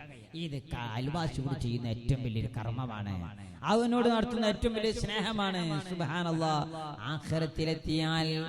ആഖിറത്തിൽ കടമുള്ള ആളുകളെ മാത്രം വിളിച്ചു കൂട്ടിയിട്ട് അല്ലാഹു തആല വലിയൊരു പ്രതിഫലം കൊടുക്കും. സുബ്ഹാനല്ലാഹ്. അവർ ആ ദുനിയാവിൽ ഇങ്ങനെ കടം കൊടുത്തോലാണ്. അവരോട് പറയും, ഇതൊക്കെ നിങ്ങൾക്കുള്ളതാണ്. ഇതൊക്കെ നിങ്ങൾക്കുള്ളത്. എന്ത് വലിയ നീ കണ്ട് തൊട്ടടുത്ത് നിൽക്കുന്ന നിയമത്തുകളുടെ വലിപ്പം കണ്ടിട്ട്, വലിപ്പം വലിയ ലമ്യഹർമ്മങ്ങളും കൊട്ടാരങ്ങളും നിയമത്തിന്റെ പറുദീസകളും മുഴുവനും കണ്ടിട്ട് കടം കൊടുത്ത ആളുകൾ മുഴുവനും അത്ഭുതപ്പെട്ട് അള്ളാനോട് ചോദിക്കുന്നു, അഹാദാ അമലിന, ഇത് നമ്മൾ ചെയ്ത അമലിനേക്കാൾ വലിയ വലിയ നിയമത്താണല്ലോ റബ്ബേ. ഇത്ര വലിയ നിയമത്തിനൊന്നും ഇത്ര വലിയ അനുഗ്രഹങ്ങൾക്കൊന്നും നമുക്ക് അർഹതയില്ലല്ലോ. എന്താ ഈ നിയമത്തിനൊക്കെ ഇത്ര വലിയ നിയമത്ത് കിട്ടിയത്? സുബ്ഹാനല്ലാഹ്. അപ്പൊ അല്ലാഹ് പറയുന്ന മറുപടി ഉണ്ട്, നിങ്ങൾ ദുനിയാവിൽ സ്വതക്ക കൊടുത്തില്ലേ? സ്വതക്ക കൊടുക്കേ ഇല്ലല്ലോ. നമ്മൾ കടല്ലേ കൊടുത്തിട്ടുള്ളൂ. അതെ, നിങ്ങൾ 1000 രൂപയാണ് കൊടുത്തത്. പക്ഷെ 500 രൂപ കടം കൊടുത്തതിന്റെ കൂലിയാണത്. 500 രൂപ സ്വതക്ക കൊടുത്തതിന്റെ കൂലിയാണ്. നിങ്ങൾ 1,00,000 രൂപ കടം കൊടുത്താൽ അതിൽ 50,000 രൂപ സ്വതക്ക കൊടുത്ത കൂലിയാണെന്ന് പഠിപ്പിച്ച ഹബീബുൽ വറ മുഹമ്മദുർ റസൂലുള്ളാഹി സല്ലല്ലാഹു അലൈഹി വസല്ലമ തങ്ങൾ. അപ്പൊ നോക്കിങ്ങള്, അപ്പൊ ഏത് സാധനം നമ്മൾ അയൽവാസി ചോദിച്ചാൽ കൊടുക്കണം, കടം ചോദിച്ചാലോ ഉണ്ടെങ്കിൽ കൊടുക്കണം, ഇല്ലെങ്കിൽ ഉള്ളിടത്ത് ഒപ്പിച്ചു കൊടുക്കാൻ കഴിയും. അതിന് ശ്രമിക്കണം. ഇനി അയൽവാസി സ്ഥിരാണ്, എന്ത് മൂപ്പരിങ്ങനെ കടം വാങ്ങിക്കൊണ്ട് കൊണ്ടുതന്നെ ഉള്ളൂ, ഇങ്ങോട്ട് തിരിച്ചു ഉണ്ടായിരുന്നില്ല. ഇത് മറ്റേ മടയ്ക്ക് വെള്ളം പറഞ്ഞ മാതിരിയാ, അങ്ങോട്ടേ ഉള്ളൂ, ഇങ്ങോട്ട് വരുന്നില്ല. അപ്പം പിന്നെ എന്താ വേണ്ടി വരും? അവൾ തിരിച്ചറിയേണ്ടി വരും. അപ്പൊ അവനോട് കാര്യങ്ങൾ ചോദിച്ചല്ല, നാളെ തന്ന പൈസ അത് മാന്യമായ രീതിയിൽ ഇങ്ങോട്ട് ചോദിക്കാൻ വരുമ്പോഴല്ല, ഓരോ പൈസ എത്തുമ്പോ അല്ല, നാളെ നമ്മൾ ഒപ്പിച്ച് ഞാനും ജാമ്യം നിന്നിട്ട് എനിക്ക് പൈസ കിട്ടി, നമ്മൾ കൊടുക്കാൻ എന്റെ കയ്യിലൊന്നുമില്ല. അപ്പൊ നമ്മൾ എങ്ങനെയെങ്കിലും ഇടപെട്ടിട്ട് ഓന്റെ കടം വീട്ടാൻ ശ്രമിക്കുക, അയൽവാസിന്റെ കടം വീട്ടാൻ ശ്രമിക്കുക, അയൽവാസിന്റെ വീട് വൃത്തിയാക്കി കൊടുക്കുക. എന്ത് സേവനായിരിക്കും അത്! സുബ്ഹാനല്ലാഹ്. നമ്മളൊക്കെ വീട്ടിലെ ആളില്ലാന്ന് മനസ്സിലാവും എപ്പോഴാരെങ്കിലും. ഒരു വീട്ടിൽ ആളില്ല എന്ന് മനസ്സിലാവുക വീട്ടിന്റെ മുറ്റത്തെ ചണ്ടി കണ്ടിട്ടാണെങ്കിൽ ആ നാട്ടിലെ അയൽവാസികൾ ഒന്നിനും പറ്റൂല എന്നുള്ളതിന്റെ അടയാളാണ്. ഞാനടക്കം പറയുന്നത്, ഞാൻ നേരത്തെ പറഞ്ഞല്ലോ, ഈ ക്ലാസ് മുഴുവൻ എന്നോടാണ് അല്ലേ, എന്നോടാണ്, എന്റെ കൽബിനോട്, എന്റെ ശരീരത്തോടാണ്. സുബ്ഹാനല്ലാഹ്. തൊട്ടടുത്ത അയൽവാസിന്റെ വീട്ടിൽ ആളില്ല, അവിടെ മുറ്റം മുഴുവനും ചണ്ടി നിറഞ്ഞു കിടക്കുന്നു. അവിടുത്തെ കോഴികൾ മുഴുവനും കൂട്ടിന്റെ മുറ്റത്ത് ഇങ്ങനെ കൊക്കോ എന്ന് പറഞ്ഞു ഓടി നടക്കുന്നുണ്ട്. കൂട്ടിലടക്കാൻ അവിടെ ആളില്ല. ആ നാട്ടിലെ ആ വീട്ടിലെ ഏതെങ്കിലും ഒരു കോഴിയെ കൂട്ടിലടക്കാത്തതിന്റെ പേരിൽ നായ കൊണ്ടുപോയാൽ അല്ലെങ്കിൽ നഷ്ടപ്പെട്ടു പോയാൽ ആ പരിസരത്തുള്ള അയൽവാസികൾക്ക് യാതൊരു കർത്തവ്യ ബോധവുമില്ല എന്നതിന്റെ അടയാളമാണത്. ഞാനിതെന്തിനു പറയുന്നോരോ പെങ്ങളെ, സ്വന്തം വീട് പോലെ അയൽവാസിന്റെ വീടിനെ കെയർ ചെയ്യണം, സംരക്ഷണം നടത്തണം. അപ്പൊ അവിടെ പാടില്ല. അപ്പൊ അവിടെ നമ്മുടെ വീട്ടിന്റെ ചൂലെടുത്തിട്ട് നമ്മൾ പോവുകയാണ് എന്തിന്? ആ വീട്ടിന്റെ മുറ്റടിച്ചേരി കൊടുക്കാന്. സുബ്ഹാനല്ലാഹ്. എന്ത് വലിയ സേവനാണത്!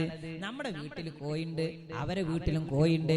അവരെ വീട്ടിന്റെ കോട്ടിലെ കോഴിയുടെ വീടിന്റെ കോഴിക്കൂടിന്റെ ചാവി നമ്മുടെ കയ്യിലില്ല.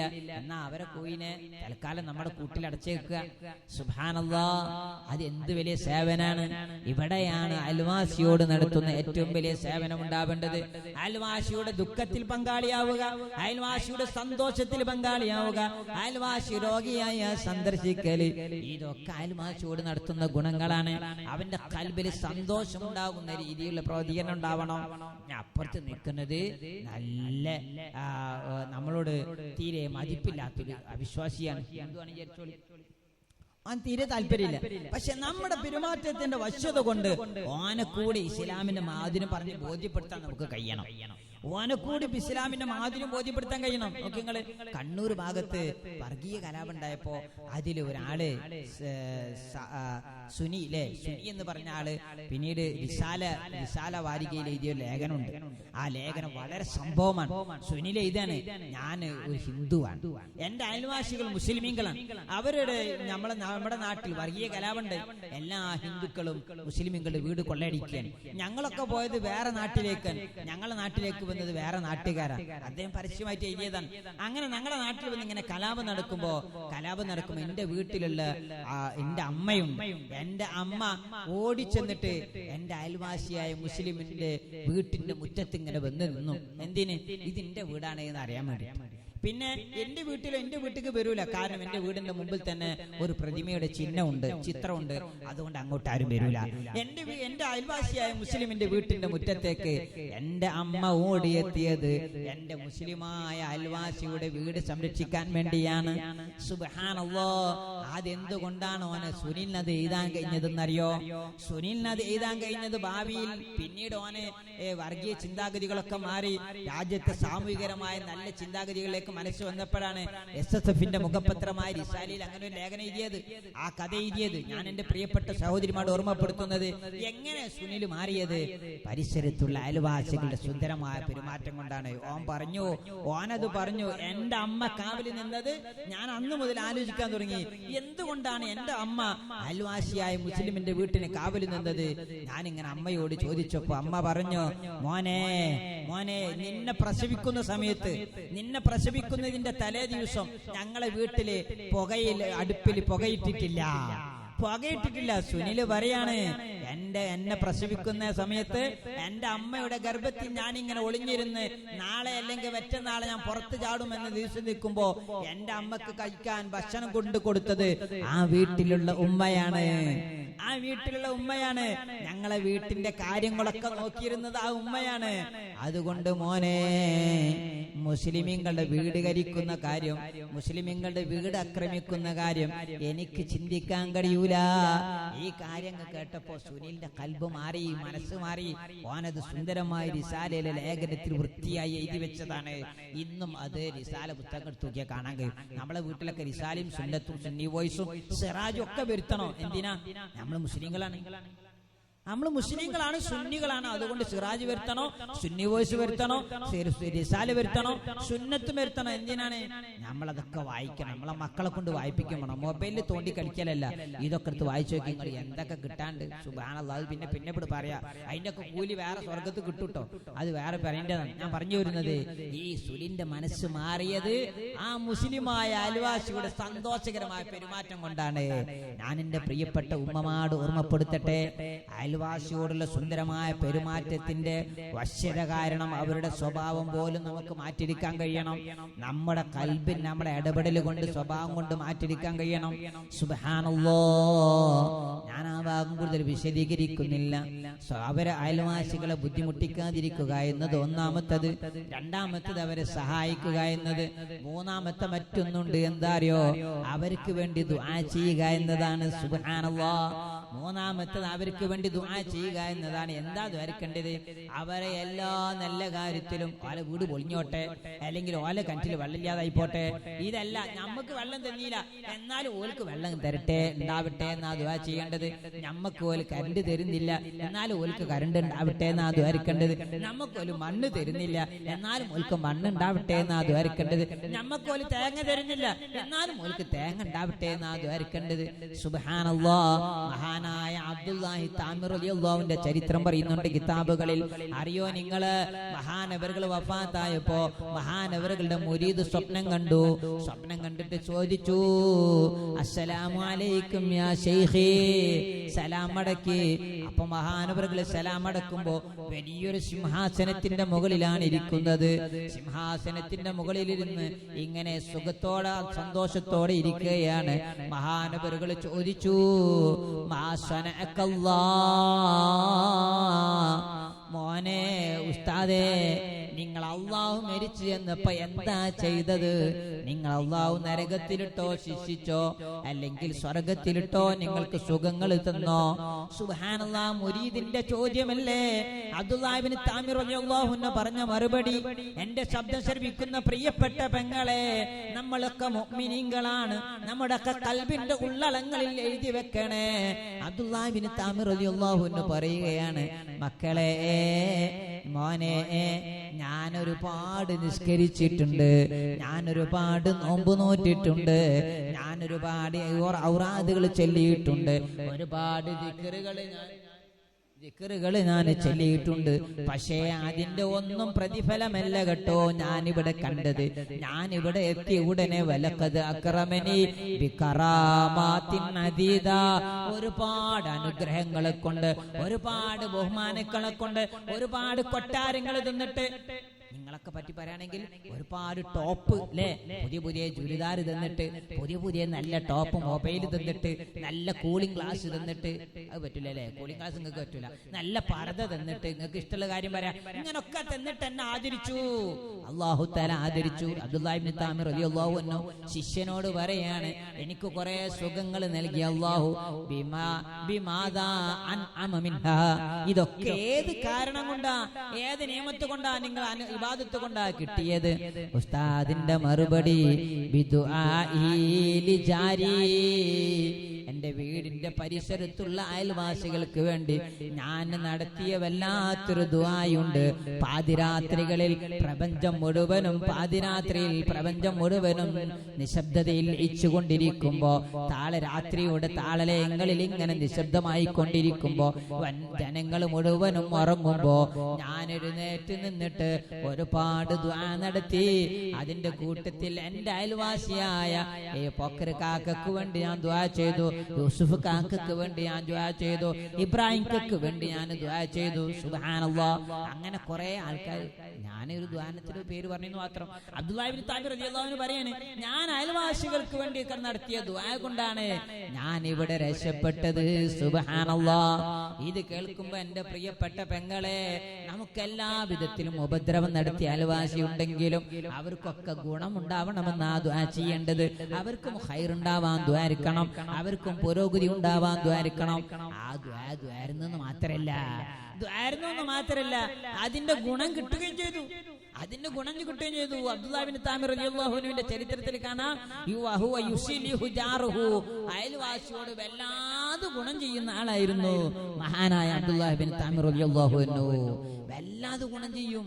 അയൽവാസികളായ ആളുകളെ കാണുമ്പോഴേക്ക് അവർക്ക് വേണ്ട ഉപകാരം എന്താണോ അത് ചെയ്തു കൊടുക്കും. നിങ്ങൾ അറിയോ, മഹാനായ ഇബ്രാഹിം അദ്ഹം റളിയല്ലാഹു അൻഹു എന്തായിരുന്നു മഹാനവറുകളുടെ ജീവിതം? സുബ്ഹാനല്ലാഹ്. മഗ്‌രിബിന്റെ സമയമായാൽ മഗ്‌രിബ് ഇശാന്റെ മൂപ്പര ഇബാദത്ത് അവറാദൊക്കെ കഴിഞ്ഞാൽ വീടിന്റെ സൈഡിലൂടെ ഇങ്ങനെ പോകുന്ന ആട് ചോദിക്കും, വമാ അൻതും ബി അജീൻ, നിങ്ങൾ ആർക്കെങ്കിലും അജീൻ മാവ് കഴിക്കാനുണ്ടോ?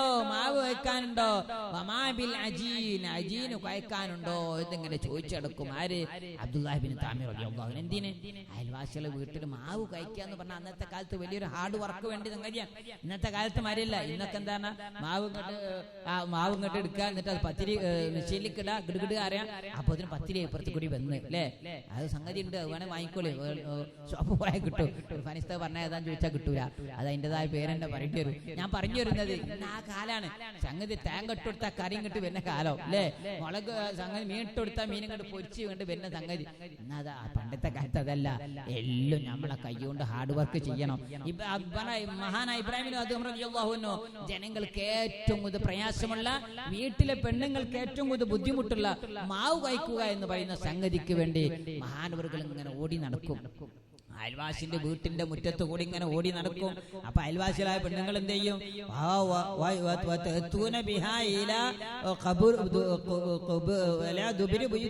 അവിടെ വീടിന്റെ പിൻഭാഗത്ത് അല്ലെങ്കിൽ മുമ്പാകത്ത് അതിങ്ങനെ കൊണ്ടുപോയി വെക്കും. ഏത്? ഈ അജീന് മാവ് ഇങ്ങനെ കൊണ്ടുപോയി വെക്കും. അങ്ങനെ കൊണ്ടുപോയി വെച്ചാൽ അത് കണ്ട് ബഹുമാനപ്പെട്ടവർ അത് കുഴച്ച് അത് റെഡിയാക്കി വീട്ടിന്റെ ചാരത്ത് തന്നെ അവിടെ തന്നെ വെക്കും. വീട്ടുകാരുടെ എടുത്ത് വെക്കും, ഉള്ളിലേക്ക് വെക്കും. വീട്ടുകാർക്ക് വേണ്ടി മാവ്, അയൽവാസികളായ വീട്ടുകാർക്ക് വേണ്ടി മാവ് കഴിക്കാൻ വേണ്ടി ഓടി നടന്ന മഹാനാണ് വലിയ ഔലിയ ഇബ്രാഹിം അദ്ഹം റളിയല്ലാഹു അൻഹു. അറിയണേ പെങ്ങളെ, അയൽവാസിയോടുള്ള സഹായം, അയൽവാസിയോടുള്ള ഉപകാരം ഇനിയും തീർന്നിട്ടില്ല. ഇനിയും ഒരുപാട് സംഗതികൾ അവർക്ക് വേണ്ടി ദുആ ചെയ്യുക എന്നതിന് പുറമെ, അവർക്ക് വേണ്ടിയുള്ള സഹായങ്ങൾ, സാമ്പത്തിക സഹായങ്ങൾ, പിന്നെ മാനുഷികരമായ കുറെ സഹായങ്ങൾ, സാമ്പത്തിക സഹായങ്ങൾ. ഏറ്റവും വലിയ സഹായം താരങ്ങള് യഅ്മുറൂന ബിൽ മഅറൂഫി വയൻഹൗന അനിൽ മുൻകരി, നന്മകളെ കൽപ്പിക്കുകയും തിന്മ വിരോധിക്കുകയും ചെയ്യണം. അപ്പൊ തീരെ നിഷ്കരിക്കാത്തൊരു അയൽവാസിയാണ്. അടുത്തേക്ക് വിളിച്ചിട്ട് വർത്താനൊക്കെ പറഞ്ഞ് ഇങ്ങനെ ഓരോ വിഷമം ഇങ്ങനെ പറയും. തന്നെ ഒരു കാര്യം ചെയ്തോളൂ, നിങ്ങൾ ലോറി സ്കെച്ചിട്ടുണ്ടോ ആയിരുന്നു ലോറി സ്കെച്ചിട്ട് ദ്വാരിക്കല്ലേ അപ്പാണ്ട ആ വിഷമം നേരാണ് ലോറി സ്കെച്ചിട്ട് ദ്വാരിക്കുക. ആ ഒരു വർത്താനം നമ്മൾ പറഞ്ഞാൽ മതി. അപ്പൊ നിഷ്കരിച്ചാലും ഇല്ലെങ്കിലും പറച്ചിലിന്റെ ഒരു ഉത്തരവാദിത്തം നമ്മൾ നിർവഹിച്ചു. അപ്പൊ അങ്ങനെ കുറെ വട്ടം ഇങ്ങനെ പറയുമ്പോൾ നിങ്ങൾ ഇന്നലെ നിഷ്കരിച്ചിട്ട് ദ്വാരുന്നീനെ എന്നെ നിസ്കരിക്കാൻ കഴിഞ്ഞില്ലേ കുട്ടിയെ, അങ്ങനെ അങ്ങനെയൊക്കെ ആയിട്ട് അതിങ്ങനെ എന്താ അങ്ങനെ ആയിട്ട് അത് അങ്ങനെ പോയി അങ്ങനെ പറയാ, അല്ല നിസ്കരിക്കാൻ മടിയെന്ന് പറയില്ലല്ലോ. അങ്ങനെ അങ്ങനെ ആയിട്ട് അങ്ങനെ പോയി ഈ പോയിപ്പോയല്ലുണ്ടല്ലോ, ഈ മറന്നുപോയി അല്ലെങ്കിൽ വൈലിച്ചായി പോയി എന്ന് പറയുന്ന സംഗതി. അപ്പൊ അവിടെ തന്നെ പിടിക്കണം നമ്മള്. എന്തെങ്കിലുമൊക്കെ വിഷമം ഉണ്ടാകുമ്പോ നിങ്ങൾ നിസ്കരിക്കില്ല, നിസ്കരിച്ചാൽ ഇങ്ങനെ ഉണ്ടാവാൻ സാധ്യതയില്ലല്ലോ. നിസ്കരിച്ചാൽ ഇങ്ങനെ സാധ്യതയില്ലല്ലോ. സിനിമ കണ്ടുവരുന്ന മക്കളാണ്, മക്കളെ കണ്ടാൽ മക്കളെ നിങ്ങൾ സിനിമ കണ്ടിട്ട് വരാ, പടച്ചോനെ നിങ്ങൾ എന്തും കണ്ടോളി, പക്ഷെ സിനിമ കാണരുത്. നോക്കി നിങ്ങള് സ്നേഹത്തോടുള്ള ഉപദേശം. എല്ലാ സിനിമ ഇങ്ങോട്ട് വേണം, സിനിമ ഇങ്ങോട്ട് വാ, ഒരു വടി എടുത്തിട്ട് നിരപ്പട്ട് കൊടുക്കല്. അയൽവാസിന്റെ മക്കളെ തൊട്ടടിച്ച പിന്നെ വേറെ കളിയാക്കും. അതിന് ഇവിടെ ക്ലാസ്സിന് ആരും പറഞ്ഞിട്ടില്ല തൊട്ടടിക്കാനൊന്നും, നമ്മൾ ഉപദേശം കൊടുക്കുക. നോക്കി നിങ്ങള് അയൽവാസിയോട് നടത്തേണ്ട ഏറ്റവും വലിയ സംഗതി ഏതാണ്? തആവനു അലൽ ബിർരി വത്തഖ്വാ വലാ തആവനു അലൽ ഇസ്മി വൽ ഉദ്വാൻ. അയൽവാസികൾ നടത്തുന്ന എല്ലാ നല്ല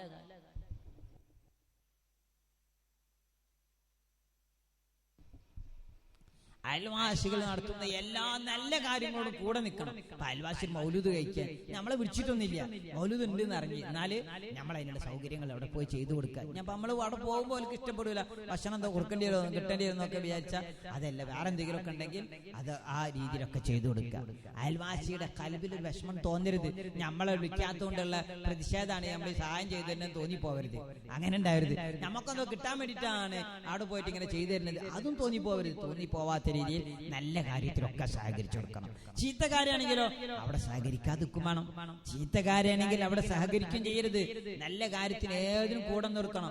ഓൻ അമ്പലത്തിൽ ഉത്സവത്തിന് പോവുകയാണ്, അപ്പൊ എന്റെ ഇതൊന്ന് കൊടുക്കോ, അല്ലെങ്കിൽ ഓനക്ക് ഓക്ക് ഒപ്പനുണ്ട്, നിങ്ങളെ ചെറിയ ഇതൊന്ന് കൊടുക്കോ കസുവിൻ്റെ ഇത്. മോളെ അരുത്, ഒപ്പനക്ക് വേണ്ടി, കോൽക്കളിക്ക് വേണ്ടി, ഡാൻസിന് വേണ്ടി, അമ്പലത്തിലെ മോഹിനിയാട്ടത്തിന് വേണ്ടി ഒന്നോ അല്ലെങ്കിൽ ഏതാ ഉത്സവത്തിലെ പരിപാടിക്കാണെങ്കിലും ഇസ്ലാമികമായി പറ്റാത്ത ഒരു സംഗതിക്കും നമ്മൾ ഒരു സംഗതിയും ഷെയർ ചെയ്ത് കൊടുക്കരുത്, സഹായം കൊടുക്കരുത്. ഓനക്ക് നാളെ ഡാൻസ് ഉണ്ട്, അതുകൊണ്ട് നമ്മൾ ഇവിടെ ഉണ്ടാവില്ല, നിങ്ങൾ ഓനക്കൊന്ന് ചോറ് നൽകി കൊടുക്കണം കേട്ടോ. അപ്പൊ ഡാൻസിന് പോവുകയാണല്ലേ, അയ്യേ അത് മോശാട്ടോ, ചോറ് കൊടുക്കണം കേട്ടോ, ചോറ് കൊടുക്കണം. കാരണം ഇത്ആമാണല്ലേ, ഭക്ഷണം കൊടുക്കലാണ്, അത് വല്ലാത്തൊരു സഹായ. അവിടെ ആരും നോക്കരുത്, അത് ആരും നോക്കരുത്. ഹറാം ചെയ്തവനാണെങ്കിലും അവൻ പറഞ്ഞ് നന്നാക്കാന്നുള്ള മനസ്സോട് കൂടി അടുത്തേക്ക് വിളിച്ചിരുത്തി ഭക്ഷണമൊക്കെ കൊടുത്ത് എന്നിട്ട് പറയാ, ഇനി ഡാൻസിന് പോകരുതിട്ടോ മോനെ. ഡാൻസ് എന്നൊക്കെ പറഞ്ഞാല് ആ ഡാൻസ് കളിച്ച കാളിയേറ്റി പിന്നെ സ്വർഗത്ത് കുത്താൻ കഴിയോ? ആ ഒപ്പന കളിച്ച കയ്യേറ്റി പിന്നെ എങ്ങനെ സ്വർഗത്തിലെ വള്ളജ് കുടിക്കുക മോളെ? എനിക്ക് സ്വർഗത്തിൽ ഹൂർലിങ്ങളെ കൈ പിടിക്കാൻ കഴിയോ? സ്വർഗത്തിലെ ഹൂർലിങ്ങളെ മുഖത്ത് നോക്കാൻ കഴിയോ? ഇങ്ങനെ കണ്ട് സ്നേഹത്തോടെ ചോദിക്കുമ്പോണ്ടല്ലോ കുട്ടിന്റെ കൽബ് മാറും. ഓ ഇത് വല്ലാത്തൊരു താത്തന്നാണല്ലോ, മതി. അയൽവാസികളായ അങ്ങനെ പറഞ്ഞാൽ മതി. നോക്കിങ്ങള് ഞാൻ നല്ല ആളാണെന്ന് നബിയെ എങ്ങനെ അറിയാം? ഞാൻ നല്ല ആളാണെന്ന് എങ്ങനെ നബി അറിയാം? ഒരു സ്വഹാബി വന്ന് റസൂലുള്ളാഹിന്റെ അടുക്കൽ പോയി ചോദിച്ചു. അപ്പൊ റസൂല പറഞ്ഞു, എന്താ ഇജ്ജ് എന്റെ അയൽവാസിയോട് ചോദിച്ചു നോക്കിയാ, ഇജ്ജ് ചോദിക്കരുത്, പിന്നെ അജ്ജ് വേറെ ആള് ചോദിക്കണം. അപ്പൊ നിസാർ നല്ലവനാണ്, നിസാർ നല്ലവനാണ്. അപ്പൊ നിസാറിന്റെ അയൽവാസി ആരാ? ഇന്നാള്. ഓട് പോയി ചോദിച്ചാ, ആ നിസാർ പറഞ്ഞ ചെങ്ങായി ഉണ്ടല്ലോ, ബിനാട്ടിയാക്കനെ മോൻ, ഓൻ എന്താ കുഴപ്പം? അങ്ങനെ ആള് അതായത് ആരോട് ചോദിക്കണോ? ചോദിക്കാൻ വേണ്ടി ഞാൻ പൈസ വേറെ ആളാക്കണോ? എന്നിട്ട് അയാൾ ചോദിക്കട്ടെ. അപ്പൊ നമ്മൾ സ്വർഗത്ത് പോണോ നമ്മൾ നരകത്ത് പോണോ തീരുമാനിക്കുന്നത് ആരാണ്? സുബ്ഹാനല്ലാഹ്, അയൽവാസികളാണെന്നാണ് റസൂലുള്ളാഹിന്റെ മറുപടി. നമ്മൾ നല്ലവരാണോ ചീത്തവരാണോ എന്ന് തീരുമാനിക്കുന്നത് അയൽവാസികളാണ്. നമ്മൾ നരകത്തിലേക്ക് പോണോ സ്വർഗത്തിലേക്ക് പോണോ എന്ന് തീരുമാനിക്കുന്നത് അയൽവാസികളാണ്. പ്രിയപ്പെട്ട പെങ്ങളെ, ഞാനിതൊക്കെ പറയുമ്പോ കൂടെ ഒരു കാര്യം പറഞ്ഞോട്ടെ. നമ്മുടെ മക്കൾ ഹറാമ് ചെയ്യുന്നവരാവും, പക്ഷേ ഹറാമിന് നമ്മളാരും കൂട്ടുനിൽക്കരുത്. നമ്മളെ മക്കൾ മുടിവെട്ടുന്നത് ക്രോപ്പ് സ്റ്റൈലിലാണ്.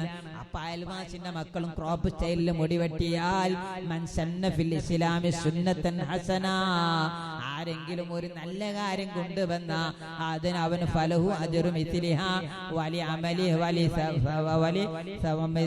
അമലിഹ, അത് ഉണ്ടാക്കിയവന്റെ കൂലിയും അത് ചെയ്തവരുടെ കൂലിയും ഒക്കെ എനിക്കുണ്ട്. ഇതുപോലെ തിന്മ കാര്യം അങ്ങനെയാണ്. നമ്മളാ മക്കളെ കണ്ടിട്ട് അയൽവാസികളുടെ മക്കൾ ക്രോപ്പായിട്ട് മുടിവെട്ടിയാൽ കാലാകാലം ആ തഹരീമിന്റെ കറാത്ത് തലയിൽ ഇങ്ങനെ പേന്തി നടക്കുകയാണ്. സുബ്ഹാനല്ലാഹ്, ആ ക്രോപ്പ് മുടിവെട്ടാൻ എന്റെ മക്കളാണ് കാരണമായതെങ്കിൽ എന്റെ മക്കൾ ഡാൻസിന് പോയത് കൊണ്ടാണ് അയൽവാസിന്റെ മക്കൾ ഡാൻസിന് പോയതെങ്കിൽ, എന്റെ മക്കൾ ഒപ്പനക്ക് പോയത് കൊണ്ടാണ് അയൽവാസിന്റെ മക്കൾ ഒപ്പനക്ക് പോയതെങ്കിൽ, എന്റെ മക്കൾ ഉത്സവത്തിന് പോയത്, എന്റെ മക്കൾ ഉത്സവത്തിന് പോകുന്നത് അയൽവാസിയുടെ കൂട്ടത്തിലാണ് എങ്കിൽ വലാ തആവനു അലൽ ഇസ്മി വൽ ഉദ്വാൻ, മോളെ ആ കാര്യത്തിന് നിന്റെ സഹകരണം വേണ്ടതില്ല. ഇനി ഒന്നുകൂടി പറയട്ടെ, നമ്മള് കാരണം അവർ ചീത്തയിലേക്ക് എത്തിയാൽ അതിന്റെ കൂടി തിന്മയുടെ പ്രതിഫലം, തിന്മയുടെ കുറ്റം, ആ അദാബ് നമ്മൾ കൂടെ അനുഭവിക്കേണ്ടി വരും കേട്ടോ. ഓർക്കണേ, ആഖിറത്തിൽ രക്ഷപ്പെടുന്ന കുറെ ആളുകളുടെ ലക്ഷണം പറയുന്ന കൂട്ടത്തിൽ മഹാനായ ഹബീബുന മുഹമ്മദ് റസൂലുള്ളാഹി സല്ലല്ലാഹു അലൈഹി വസല്ലമ തങ്ങൾ എഴുതിയത് കാണാം, യുഹ്സിനു ജാറഹു, അയൽവാസിയോട് നല്ല പോലെ പെരുമാറുന്നവരാണെന്ന്. അയൽവാസിയോട് നല്ല പോലെ പെരുമാറുന്നവർക്ക് സ്വർഗത്തിലെ കൊട്ടാരമുണ്ട് പെങ്ങളെ, കാത്തിരുന്നോളൂ. ആ സ്വർഗം വാത്തോറാതെ കിട്ടുന്നതല്ല കേട്ടോ. സ്വർഗം കിട്ടുമോ എന്ന് കരുതിയിട്ട് വെമ്പല് കൊണ്ട് കരഞ്ഞുപോയ റാബിയത്തിൽ അത് കേട്ടിട്ടില്ലേ? എനിക്ക് സ്വർഗമാണോ മക്കളെ കിട്ടുക, നരകമാണോ കിട്ടുക എന്ന് കുറെ ആലോചിച്ചു കൊണ്ട് കരഞ്ഞ നഫീസത്തുൽ മിസ്രിയുടെ ചരിത്രം കേട്ടവരല്ലേ നമ്മള്. ആ പാത പിൻപറ്റി ജീവിക്കേണ്ടവരല്ലേ പെങ്ങളെ നമ്മള്. ഓർക്കണേ, നഫീസത്തുൽ മിസ്രി അവിടുത്തെ അയൽവാസികളോട് ചെയ്ത വല്ലാത്തൊരു രീതിയുണ്ട്. റാബിയത്തുൽ അദ്വി അവിടുത്തെ അയൽവാസികളോട് ചെയ്ത രീതിയുണ്ട്. മുത്തുനബി തങ്ങൾ അയൽവാസിയോട് പഠിപ്പിച്ച രീതിയുണ്ട്. ആ രീതിയുടെ ചെറിയൊരു രൂപം മാത്രമാണ് ഞാൻ ഇവിടെ നിങ്ങളെ മുമ്പിൽ അവതരിപ്പിച്ചത്. അതാദ്യം ഞാൻ എന്റെ അയൽവാസിയോട് നിലനിർത്താനാണ്, പിന്നെയും ഞാൻ എന്റെ അയൽവാസികളോട് പുലർത്താനാണ് പറഞ്ഞത്. പിന്നെയും ഞാൻ എന്റെ അയൽവാസിയോട് നിലനിർത്താനാണ് പറഞ്ഞത്. പിന്നെ ഞാൻ എന്റെ പ്രിയപ്പെട്ട പെങ്ങളോട്, പ്രിയപ്പെട്ട ഭാര്യ ഉമ്മമാരോട്, പ്രിയപ്പെട്ട സഹോദരിമാരോട്, പ്രിയപ്പെട്ട സ്ത്രീ സമൂഹത്തോട് മുഴുവനും നമ്മൾ ഒന്നിച്ചു ചേർന്ന നമ്മുടെ അയൽവാസ ബന്ധത്തിന്റെ മധുരമായ രംഗം അങ്ങോട്ട് കാണാൻ കഴിയും. ഒരയൽവാസി കേടുവന്ന ആ നാട് മുഴുവനും കേടുവന്നു പോകും. അതിന് കേടുവരുന്നതിന് മുമ്പേ നമ്മൾ പോയി ഒന്ന് നന്നാക്കണം. എല്ലാ ഞായറാഴ്ച ക്ലാസ്സിനും പങ്കെടുക്കുന്നവരാണ് എന്റെ മുമ്പിലിരിക്കുന്ന സഹോദരിമാര് മുഴുവനും. ഞാൻ അന്ന് മനസ്സിലാക്കുകയാണ്, അള്ളാഹു തൗഫീഖ് നൽകുമാറാവട്ടെ. ആ നടന്നു പോകുന്ന ഓരോ കാൽപാദങ്ങളും അള്ളാഹു ഖൈറിന്, ഒരുപാട് ഖൈർ വർദ്ധിപ്പിക്കാൻ തൗഫീഖ് സാഹചര്യം ഒരുക്കി തരുമാറാവട്ടെ. ഓരോ കാൽപാദങ്ങളും കണക്കെ അള്ളാഹു ജീവിതത്തിൽ ഖൈർ നൽകുമാറാവട്ടെ. ഞാൻ എന്റെ പ്രിയപ്പെട്ട സഹോദരിമാരോട് പറയട്ടെ, എല്ലാ ഞായറാഴ്ചയും ക്ലാസ്സിന് വരുമ്പോ ഒരു ഞായറാഴ്ചയെങ്കിലും അടുത്ത അയൽവാസിയോട് പറയണം, ഈ ഞായറാഴ്ച നമ്മൾ പോവുകയാണ്, നിങ്ങൾ വരുന്നുണ്ടോ? അടുത്ത ഞായറാഴ്ച നമുക്ക് പോവാ, നിങ്ങൾ വരല്ലേ? പിറ്റേത്തെ ഇന്നലത്തെ ഞായറാഴ്ച ഉണ്ടല്ലോ ക്ലാസ്സിന്, ഉസ്താദ് എന്തോ ഒരു നല്ല കാര്യ പറഞ്ഞത്, സുബ്ഹാനല്ലാഹ്, അവിടെ പറഞ്ഞൊരു ചരിത്രം, അവിടെ പറഞ്ഞൊരു കഥ, ഇതൊക്കെ പറഞ്ഞിങ്ങനെ കേൾക്കുമ്പോ സുബ്ഹാനല്ലാഹ് ആ വീടൊന്നാകെ നന്നായി പോകും. പ്രിയപ്പെട്ട സഹോദരിമാരെ, സ്നേഹത്തോടെ പറയട്ടെ, എന്നെ നിങ്ങൾക്കറിയാമല്ലോ. ഇവിടെ ഇരുന്ന് തൊള്ളകൊണ്ട് പറയായി വരുന്ന എന്നെ നിങ്ങൾക്കറിയാം. എന്റെ അയൽവാസിയായിരുന്ന ഒരു ഉമ്മയുണ്ടായിരുന്നു, ആയിഷ ഹജ്ജുമ്മ. സുബ്ഹാനല്ലാഹ്, ഇന്ന് മഹദിയവറുകൾ ഖബറിലാണ്. അവിടുത്തെ ഖബർ അല്ലാഹു സ്വർഗമാക്കി കൊടുക്കുമാറാവട്ടെ. അവിടുത്തെ ഖബറിൽ അല്ലാഹു വെളിച്ചം നൽകുമാറാവട്ടെ. ആയിഷ താത്ത മൊയിലാരാക്കിയ ഒരാളുണ്ടെങ്കിൽ അതാണ് ഞാന്. സുബ്ഹാനല്ലാഹ്, എന്റെ ഉപ്പ കച്ചവടക്കാരനാണ്.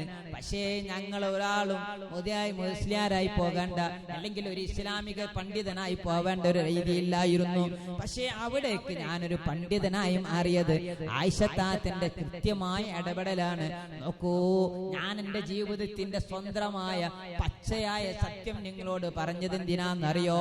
നമ്മളെ ഇടപെടൽ കൊണ്ട് നമ്മുടെ അയൽവാസിയുടെ ഒരു ഹറാം ഒഴിവായി പോയാൽ, ഒരു നിസ്കാരം നടത്താത്തൊരു പെണ്ണിനെ നിസ്കരിപ്പിച്ച, ഒരു അയൽവാസിയായ ദോഷിയായ പെണ്ണിനെ ദോഷമില്ലാത്ത നല്ല സ്വഭാവത്തിലേക്ക് മാറ്റിയാൽ അതിന്റെ ഗുണം ആഖിറത്തിൽ എത്ര കാലം കിട്ടും അറിയോ? എത്ര കാലം കിട്ടൂ? ഇനി അതിനെ കുറിച്ച് ആലോചിക്കുക നിങ്ങൾ.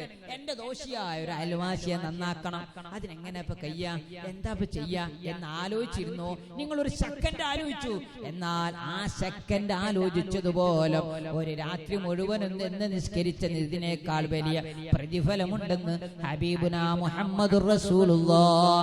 ഫിക്റും മിൻ ഫിക്രില്ലാഹ്, അല്ലാഹുവിന്റെ കാര്യം, ഫിക്റും ഫില്ലാഹി, അല്ലാഹുവിന്റെ കാര്യത്തിലുള്ള ചിന്ത, അല്ലാഹുവിന്റെ മാർഗത്തിലേക്ക് എങ്ങനെ അയൽവാസിനെ കൊണ്ടുവരാ, ആ തീരെ ക്ലാസ്സിന് വരാത്ത താത്തനെ എങ്ങനെയാണ് ക്ലാസ്സിന് കൊണ്ടുവരാ, എന്നും കള്ളു കുടിച്ചു വരുന്ന ആ കാക്കയെ എങ്ങനെയാണ് മാറ്റുക, ഇത് നമുക്ക് ആലോചിക്കുക. എങ്ങനെയാണ് ഇപ്പോൾ ഒരു ആണ് കള്ളുടിച്ചതിനെ മാറ്റേണ്ടത്? അവന്റെ ഭാര്യയിലൂടെ, അവന്റെ മക്കളിലൂടെ. അതും നമുക്ക് മാറ്റാൻ കഴിയുമോ? ഇത് ആലോചിച്ചാൽ മതി. ആലോചിച്ചാൽ തന്നെ പടച്ചവൻ തരുന്ന കൂലി വലിയ കൂലിയാണ് കേട്ടോ. അതിന് നടന്നാൽ അത് വലിയ കൂലി, വലിയ പ്രതിഫലമാണ്. നടന്നില്ലെങ്കിലോ ആലോചിച്ചതിന്റെ പ്രതിഫലം നമുക്ക് കിട്ടിപ്പോയി, ചിന്തിച്ചതിന്റെ പ്രതിഫലം കിട്ടിപ്പോയി. നല്ല ഹിക്മത്തോടെ കൂടെയുള്ള സംഭാഷണം നമ്മളെ ആരെയും മാറ്റിരിക്കാൻ കഴിയും. ഒരു വലിയ കഥ, ഒരു വലിയ അപകടം പറഞ്ഞോട്ടെ. ഇനി അന്ന് ഒരു 10-20 കൊല്ലം കഴിഞ്ഞാൽ ഞാൻ ഓർമ്മപ്പെടുത്തുന്നു, ഞങ്ങളെ നാട്ടില് ഞാൻ ജോലി ചെയ്യുന്നത് തിരൂര് ഭാഗത്താണ്. അവിടെ ഒരു ഉസ്താദ് വന്ന് ക്ലാസ് എടുക്കുകയാണ്. സുബ്ഹാനല്ലാഹ്, നമ്മുടെ നാട്ടിൽ നിന്നൊക്കെ നിസ്കരിക്കുന്ന ആളുകൾ കുറഞ്ഞു പോകും. തിന്മകൾക്ക് വേണ്ടി സപ്പോർട്ട് ചെയ്യുന്ന ആളുകൾ കൂടി വരുന്ന കാലഘട്ടമാണ്. കുറച്ച് കഴിഞ്ഞ് നമ്മളൊക്കെ വയസ്സായി മണ്ണിനടിയിലെത്തിയാൽ ഇനി അങ്ങനത്തെ ഒരു സമൂഹം തന്നെ ഉണ്ടാവുമോന്ന് അറിയൂല. ഉള്ള കാലത്ത് സ്റ്റാറായി നക്ഷത്രം പോലെ തിളങ്ങി നിന്ന് ഷൈൻ ചെയ്ത് ആഖിറത്തിലേക്ക് പരമാവധി കൂലി നേടുന്ന വാക്കുകൾ, പരമാവധി കൂലി നേടുന്ന ഇടപാടുകൾ നടത്തണം. എങ്ങനെങ്കിലും നമ്മുടെ അനുജത്തിയെ ഈ ക്ലാസ്സിൽ എത്തിക്കാൻ കഴിയോ? ഇത് ചിന്തിച്ചൊരു പെണ്ണ് എന്നാ ഖൈറും മിൻ ഖിയാമി ലൈലിഹി, അതൊരു രാത്രി നിന്ന് നിസ്കരിച്ചതിനേക്കാൾ വലിയ പ്രതിഫലമാണെന്നല്ലേ മുത്ത് നബി സല്ലല്ലാഹു അലൈഹി വസല്ലം തങ്ങൾ പറഞ്ഞത്. അപ്പൊ നിന്റെ ചേട്ടത്തിയെ, നിന്റെ അനിയത്തിയെ, നിന്റെ അയൽവാസി പെണ്ണുങ്ങളെ, അതുപോലെയുള്ള കൂട്ടുകാരികളെയൊക്കെ ഈ വിജ്ഞാന സമുച്ചയത്തിന്റെ മുറ്റത്ത് നടക്കുന്ന ഈ വിജ്ഞാന സമ്പ്രദായ പരിപാടിയിലേക്ക്, ക്ലാസ്സുകളിലേക്ക്, പ്രോഗ്രാമുകളിലേക്ക് എത്തിക്കണേ. ഇതിനെ നിങ്ങളൊക്കെ മനസ്സറിഞ്ഞ് സഹായിക്കണേ. ഏതേത് പ്രതിസന്ധി വന്നാലും ഒരു നേർച്ച ചെയ്യുമ്പോ അത് പ്രിയപ്പെട്ട ഉമ്മ, അത് ഈ സ്ഥാപനത്തിന്റെ ദിക്ർ ഹൽക്കയിലേക്കാവണം. ദിക്ർ ഹൽക്കയിലേക്ക് നേർച്ച ചെയ്തതിന്റെ പേരിൽ എത്രയോ ആളുകളുടെ വിഷമം മാറിയ കഥ അയൽവാസികളോട് പങ്കുവെക്കേണ്ടത് നമ്മളാണ്. ഈ സ്ഥാപനത്തെ അയൽവാസികളോട് പറഞ്ഞിട്ട് വളർത്തേണ്ടത് നമ്മളാണ്. അയൽവാസിന്റെ വീട്ടിൽ ചെലവില്ലെങ്കിൽ, ചെലവ് കൊടുക്കാൻ പറ്റുന്നവരാണെങ്കിൽ അത് പറഞ്ഞു കൊടുക്കാൻ പറ്റുന്നിടത്തേക്ക് നമ്മുടെ ഇടപെടൽ ഉപകരിച്ചാൽ ആഖിറത്തിൽ ചെന്നാൽ എത്ര വലിയ കൂലിയാണ് അല്ലേ? ആഖിറത്തിലെത്തിയാൽ എത്ര വലിയ കൂലിയാണ്. വെറുതെ കൂലി നേടാൻ പറ്റിയ സിമ്പിളായ കാര്യങ്ങളാണ് ഇത്രയും നേരം ഞാൻ ഓർമ്മപ്പെടുത്തിയത്. അല്ലാഹു നമുക്കിടെ എല്ലാ അമലുകളും കബൂലാക്കുമാറാവട്ടെ. എല്ലാ അമലുകളും കബൂലാക്കുമാറാവട്ടെ. ഈ ഇരുന്നതൊരു സ്വാലിഹായ അമലായി അല്ലാഹു തആല സ്വീകരിക്കുമാറാവട്ടെ. ഇവിടുന്ന് കേട്ടതൊരു സ്വാലിഹായ അമലായി അല്ലാഹു സ്വീകരിക്കുമാറാവട്ടെ. ഞാൻ അവസാനിപ്പിക്കുന്നു. ഇൻഷാ അല്ലാഹ് ഈ സ്ഥാപനത്തിന്റെ എല്ലാ നിലക്കും നിങ്ങൾ സഹായിക്കണം. ഒരു ദിവസം ഒരു 10 റുപ്യ അല്ലെങ്കിൽ 1 റുപ്യ ആണെങ്കിൽ 1 റുപ്യ കിട്ടുന്നത് മുഴുവനും എടുത്ത് വെച്ച് പരമാവധി ഈ ക്ലാസിന്റെ അവസാനമാകുമ്പോഴേ അല്ലെങ്കിൽ ഉസ്താദ് ചോദിക്കുന്ന സമയത്ത് നിങ്ങൾ കവറിലിട്ടിട്ട് അല്ലെങ്കിൽ നേരിട്ട് ഏൽപ്പിച്ചിട്ട് അല്ലെങ്കിൽ ബാങ്കിൽ അക്കൗണ്ടിൽ അയച്ചിട്ട് ഒക്കെ ഈ സ്ഥാപനത്തെ സഹായിക്കണം. ഈ സ്ഥാപനമാണ് നമ്മുടെ നാട്ടില് ഇവര് വെളിച്ചുണ്ടാക്കിയത്. നമ്മുടെ നാട്ടിൽ വന്ന് പറക്കാൻ മറ്റുള്ള നാട്ടുകാർക്കൊക്കെ വലിയ താല്പര്യമായത് എന്തുകൊണ്ടാണ്? നിങ്ങള് ഉസ്താദ് ഉണ്ടാക്കിയെടുത്തൊരു ഇൽമിന്റെ വെളിച്ചാണ്. ഈ വെളിച്ചത്തിന് എല്ലാവരും സഹായിക്കണം. എല്ലാ ഞായറാഴ്ചയും ക്ലാസ് എടുക്കുമ്പോ റമദാൻ കഴിഞ്ഞാൽ പിന്നെ ചൊവ്വാല് മുതൽ ഓരോ ഞായറാഴ്ച ഇവിടെ ക്ലാസ് എടുക്കും. ഷെയ്ഖുന ബാഉസ്താദ് കേന്ദ്ര മുശാവറ അംഗാണ്, കോഴിക്കോട് ജില്ലാ മുശാവറന്റെ പ്രസിഡന്റാണ്. ഇങ്ങനെ വലിയ 100 കണക്കിന് കിതാബ് എഴുതിയ വലിയ പണ്ഡിതനാണ്. ഒരുപാട് പണ്ഡിതന്മാരെ വാർത്തെടുത്ത വലിയ ആളാണ്, വലിയ പണ്ഡിതനാണ്. ആ ഉസ്താദിന് നാവുന്ന് വരുന്ന ഒരു ദ്വാക്കുണ്ടല്ലോ, കയ്യടി ശബ്ദം പോലെ ഉത്തരം കിട്ടുന്നതിൽ ഒരു തർക്കമില്ല. ആ ഇൽമിന് വല്ലാത്തൊരു വിലയുണ്ട്. അതുകൊണ്ട് അവിടുത്തെ ദ്വായില്, അവിടുത്തെ ഇൽമിന്റെ മജ്ലിസിലൊക്കെ എല്ലാ ഞായറാഴ്ചയും നമ്മൾ പങ്കെടുക്കണം. ആഖിറത്തിലെത്തിയ നമുക്ക് സന്തോഷത്തോടെ പറഞ്ഞൂടെ, പഠിച്ചോനെ ഞാൻ നിസ്കരിച്ചിട്ടൊന്നുമില്ല, ഞാൻ ദേവാക്കൊളയിന്റെ ഇൽമിന്റെ മജ്ലിസിലും പോയിനല്ലേ കിടക്കുന്നാല് കഴിച്ചിലായില്ലേ പെങ്ങളെ? അതുപോലെ നമുക്ക് അള്ളാഹു തൗഫീഖ് നൽകുമാറാവട്ടെ, അള്ളാഹു തൗഫീഖ് നൽകുമാറാവട്ടെ. അങ്ങനെ ഒരുപാട് നല്ല കാര്യങ്ങൾ. കുറെ നിസ്കരിച്ച് നമ്മൾ, പക്ഷെ നിസ്കാരം സ്വീകരിക്കുക ഒരു ഉറപ്പില്ല. കുറെ നോമ്പ് പറ്റാണ്, പക്ഷെ നോമ്പ് സ്വീകരിക്കുമെന്ന് ഒരു ഉറപ്പില്ല. കുറെ ഖുർആൻ ഓതിന്, കുറെ തെറ്റിയിട്ടും കുറെ തല മാറിയിട്ടും കുറെ നിയമം തെറ്റിച്ചിട്ടും ഒക്കെ ഓതിയ അള്ളാഹ് സ്വീകരിക്കുമെന്ന് ഉറപ്പില്ല. പക്ഷെ ഇൽമിന്റെ മജ്ലിസ്ക്ക് നടന്നു വന്നാൽ നമുക്ക് ഉറപ്പാ ഇത് ഇങ്ങട്ടാ വന്നതെന്നില്ല. വേറെ കള്ളിച്ചാപ്പൊക്കൊന്നുമല്ലല്ലോ ഇത് വന്നത്. വന്നത് എന്തായാലും ഇൽമിന്റെ മജ്ലിസിലേക്കാ. അപ്പോ കൂലി ഉറപ്പാണ്. ഇവിടുന്ന് ചെല്ലുന്ന സ്വലാത്തും ദിക്റിലും ഒക്കെ പങ്കെടുക്കുമ്പോൾ ഈ കൂട്ടത്തിലൊക്കെ സ്വർഗത്തേക്ക് എത്തിച്ചേരാൻ കഴിയും. അള്ളാഹു തൗഫീഖ് നൽകുമാറാവട്ടെ, അള്ളാഹു തൗഫീഖ് നൽകുമാറാവട്ടെ. ഇൻഷാ അല്ലാഹ് അവസാനിപ്പിക്കുകയാണ്. എല്ലാവരും എഴുന്നേറ്റിക്ക് ചെറുതായിട്ട്. ചിലപ്പോൾ ചില കുട്ടികളൊക്കെ ഇരുന്നിട്ട് ക്ഷീണിച്ചു പോകും. അങ്ങനെ ഉണ്ടാവും, ഇരുന്നാലും ക്ഷീണിക്കും. ഒന്ന് നല്ല കൽബറിഞ്ഞ് ചെല്ലില്ല. മദീനയ്ക്ക് ഇങ്ങനെ നോക്കണം. മദീനയിൽ ഇങ്ങനെ പച്ച കുമ്പന്റെ തായെ മുത്തനബി ഇങ്ങനെ അന്തി ഉറങ്ങുന്നുണ്ട്. വല്ലാത്തൊരു നോട്ടാണ് അവിടുന്ന് ഇങ്ങനെ ഇന്ത്യയിലെ, കേരളത്തിലെ, കോഴിക്കോട്ടെ, ഫറൂഖില്, കോടമ്പുഴയില്, പരുത്തിപ്പാറയിലെ, ദവാ കോളേജിലെ മൂലയിലെ കശാലയിലിരിക്കുന്ന ആ സുഹൃത്താത്തനെ ഇങ്ങനെ നോക്കുമ്പോണ്ടല്ലോ വല്ലാത്തൊരു നോട്ടേക്കും. മുത്തനബി നമ്മുടെ കൽബക്ക് നോക്കുന്ന രീതിയിൽ മദീനയിൽ നിന്ന് റസൂലുള്ളാഹിനെ ഇങ്ങനെ മനസ്സിൽ കണ്ടുകൊണ്ട് ചെല്ലിയാലും അസ്സലാത്തു വസ്സലാമു അലൈക യാ റസൂലല്ലാഹ്, അസ്സലാത്തു വസ്സലാമു അലൈക യാ ഹബീബല്ലാഹ്, അസ്സലാത്തു വസ്സലാമു അലൈക യാ റസൂലല്ലാഹ്, അസ്സലാത്തു വസ്സലാമു അലൈക യാ ഹബീബല്ലാഹ്, അസ്സലാത്തു വസ്സലാമു അലൈക യാ റസൂലല്ലാഹ്, അസ്സലാത്തു വസ്സലാമു അലൈക യാ ഹബീബല്ലാഹ്. ജുലൂസ്. അൽഹംദുലില്ലാഹി റബ്ബിൽ അൽഹംദുലില്ലാഹി റബ്ബിൽ ആലമീൻ ഹംദൻ യുവാഫി നിഅമഹു യുകാഫി മസീദ. അല്ലാഹുമ്മ സ്വല്ലി വസല്ലിം വബാരിക് അലാ സയ്യിദിനാ വഹബീബിനാ മുസ്തഫ മുഹമ്മദിൻ സ്വല്ലല്ലാഹു അലാ ആലിഹി വസഹ്ബിഹി വസ്ഹബിഹി ഫീ കുല്ലി ലംഹത്തിൻ വനഫസിൻ ബിഅദദി കുല്ലി മഅലൂമിൻ ലക.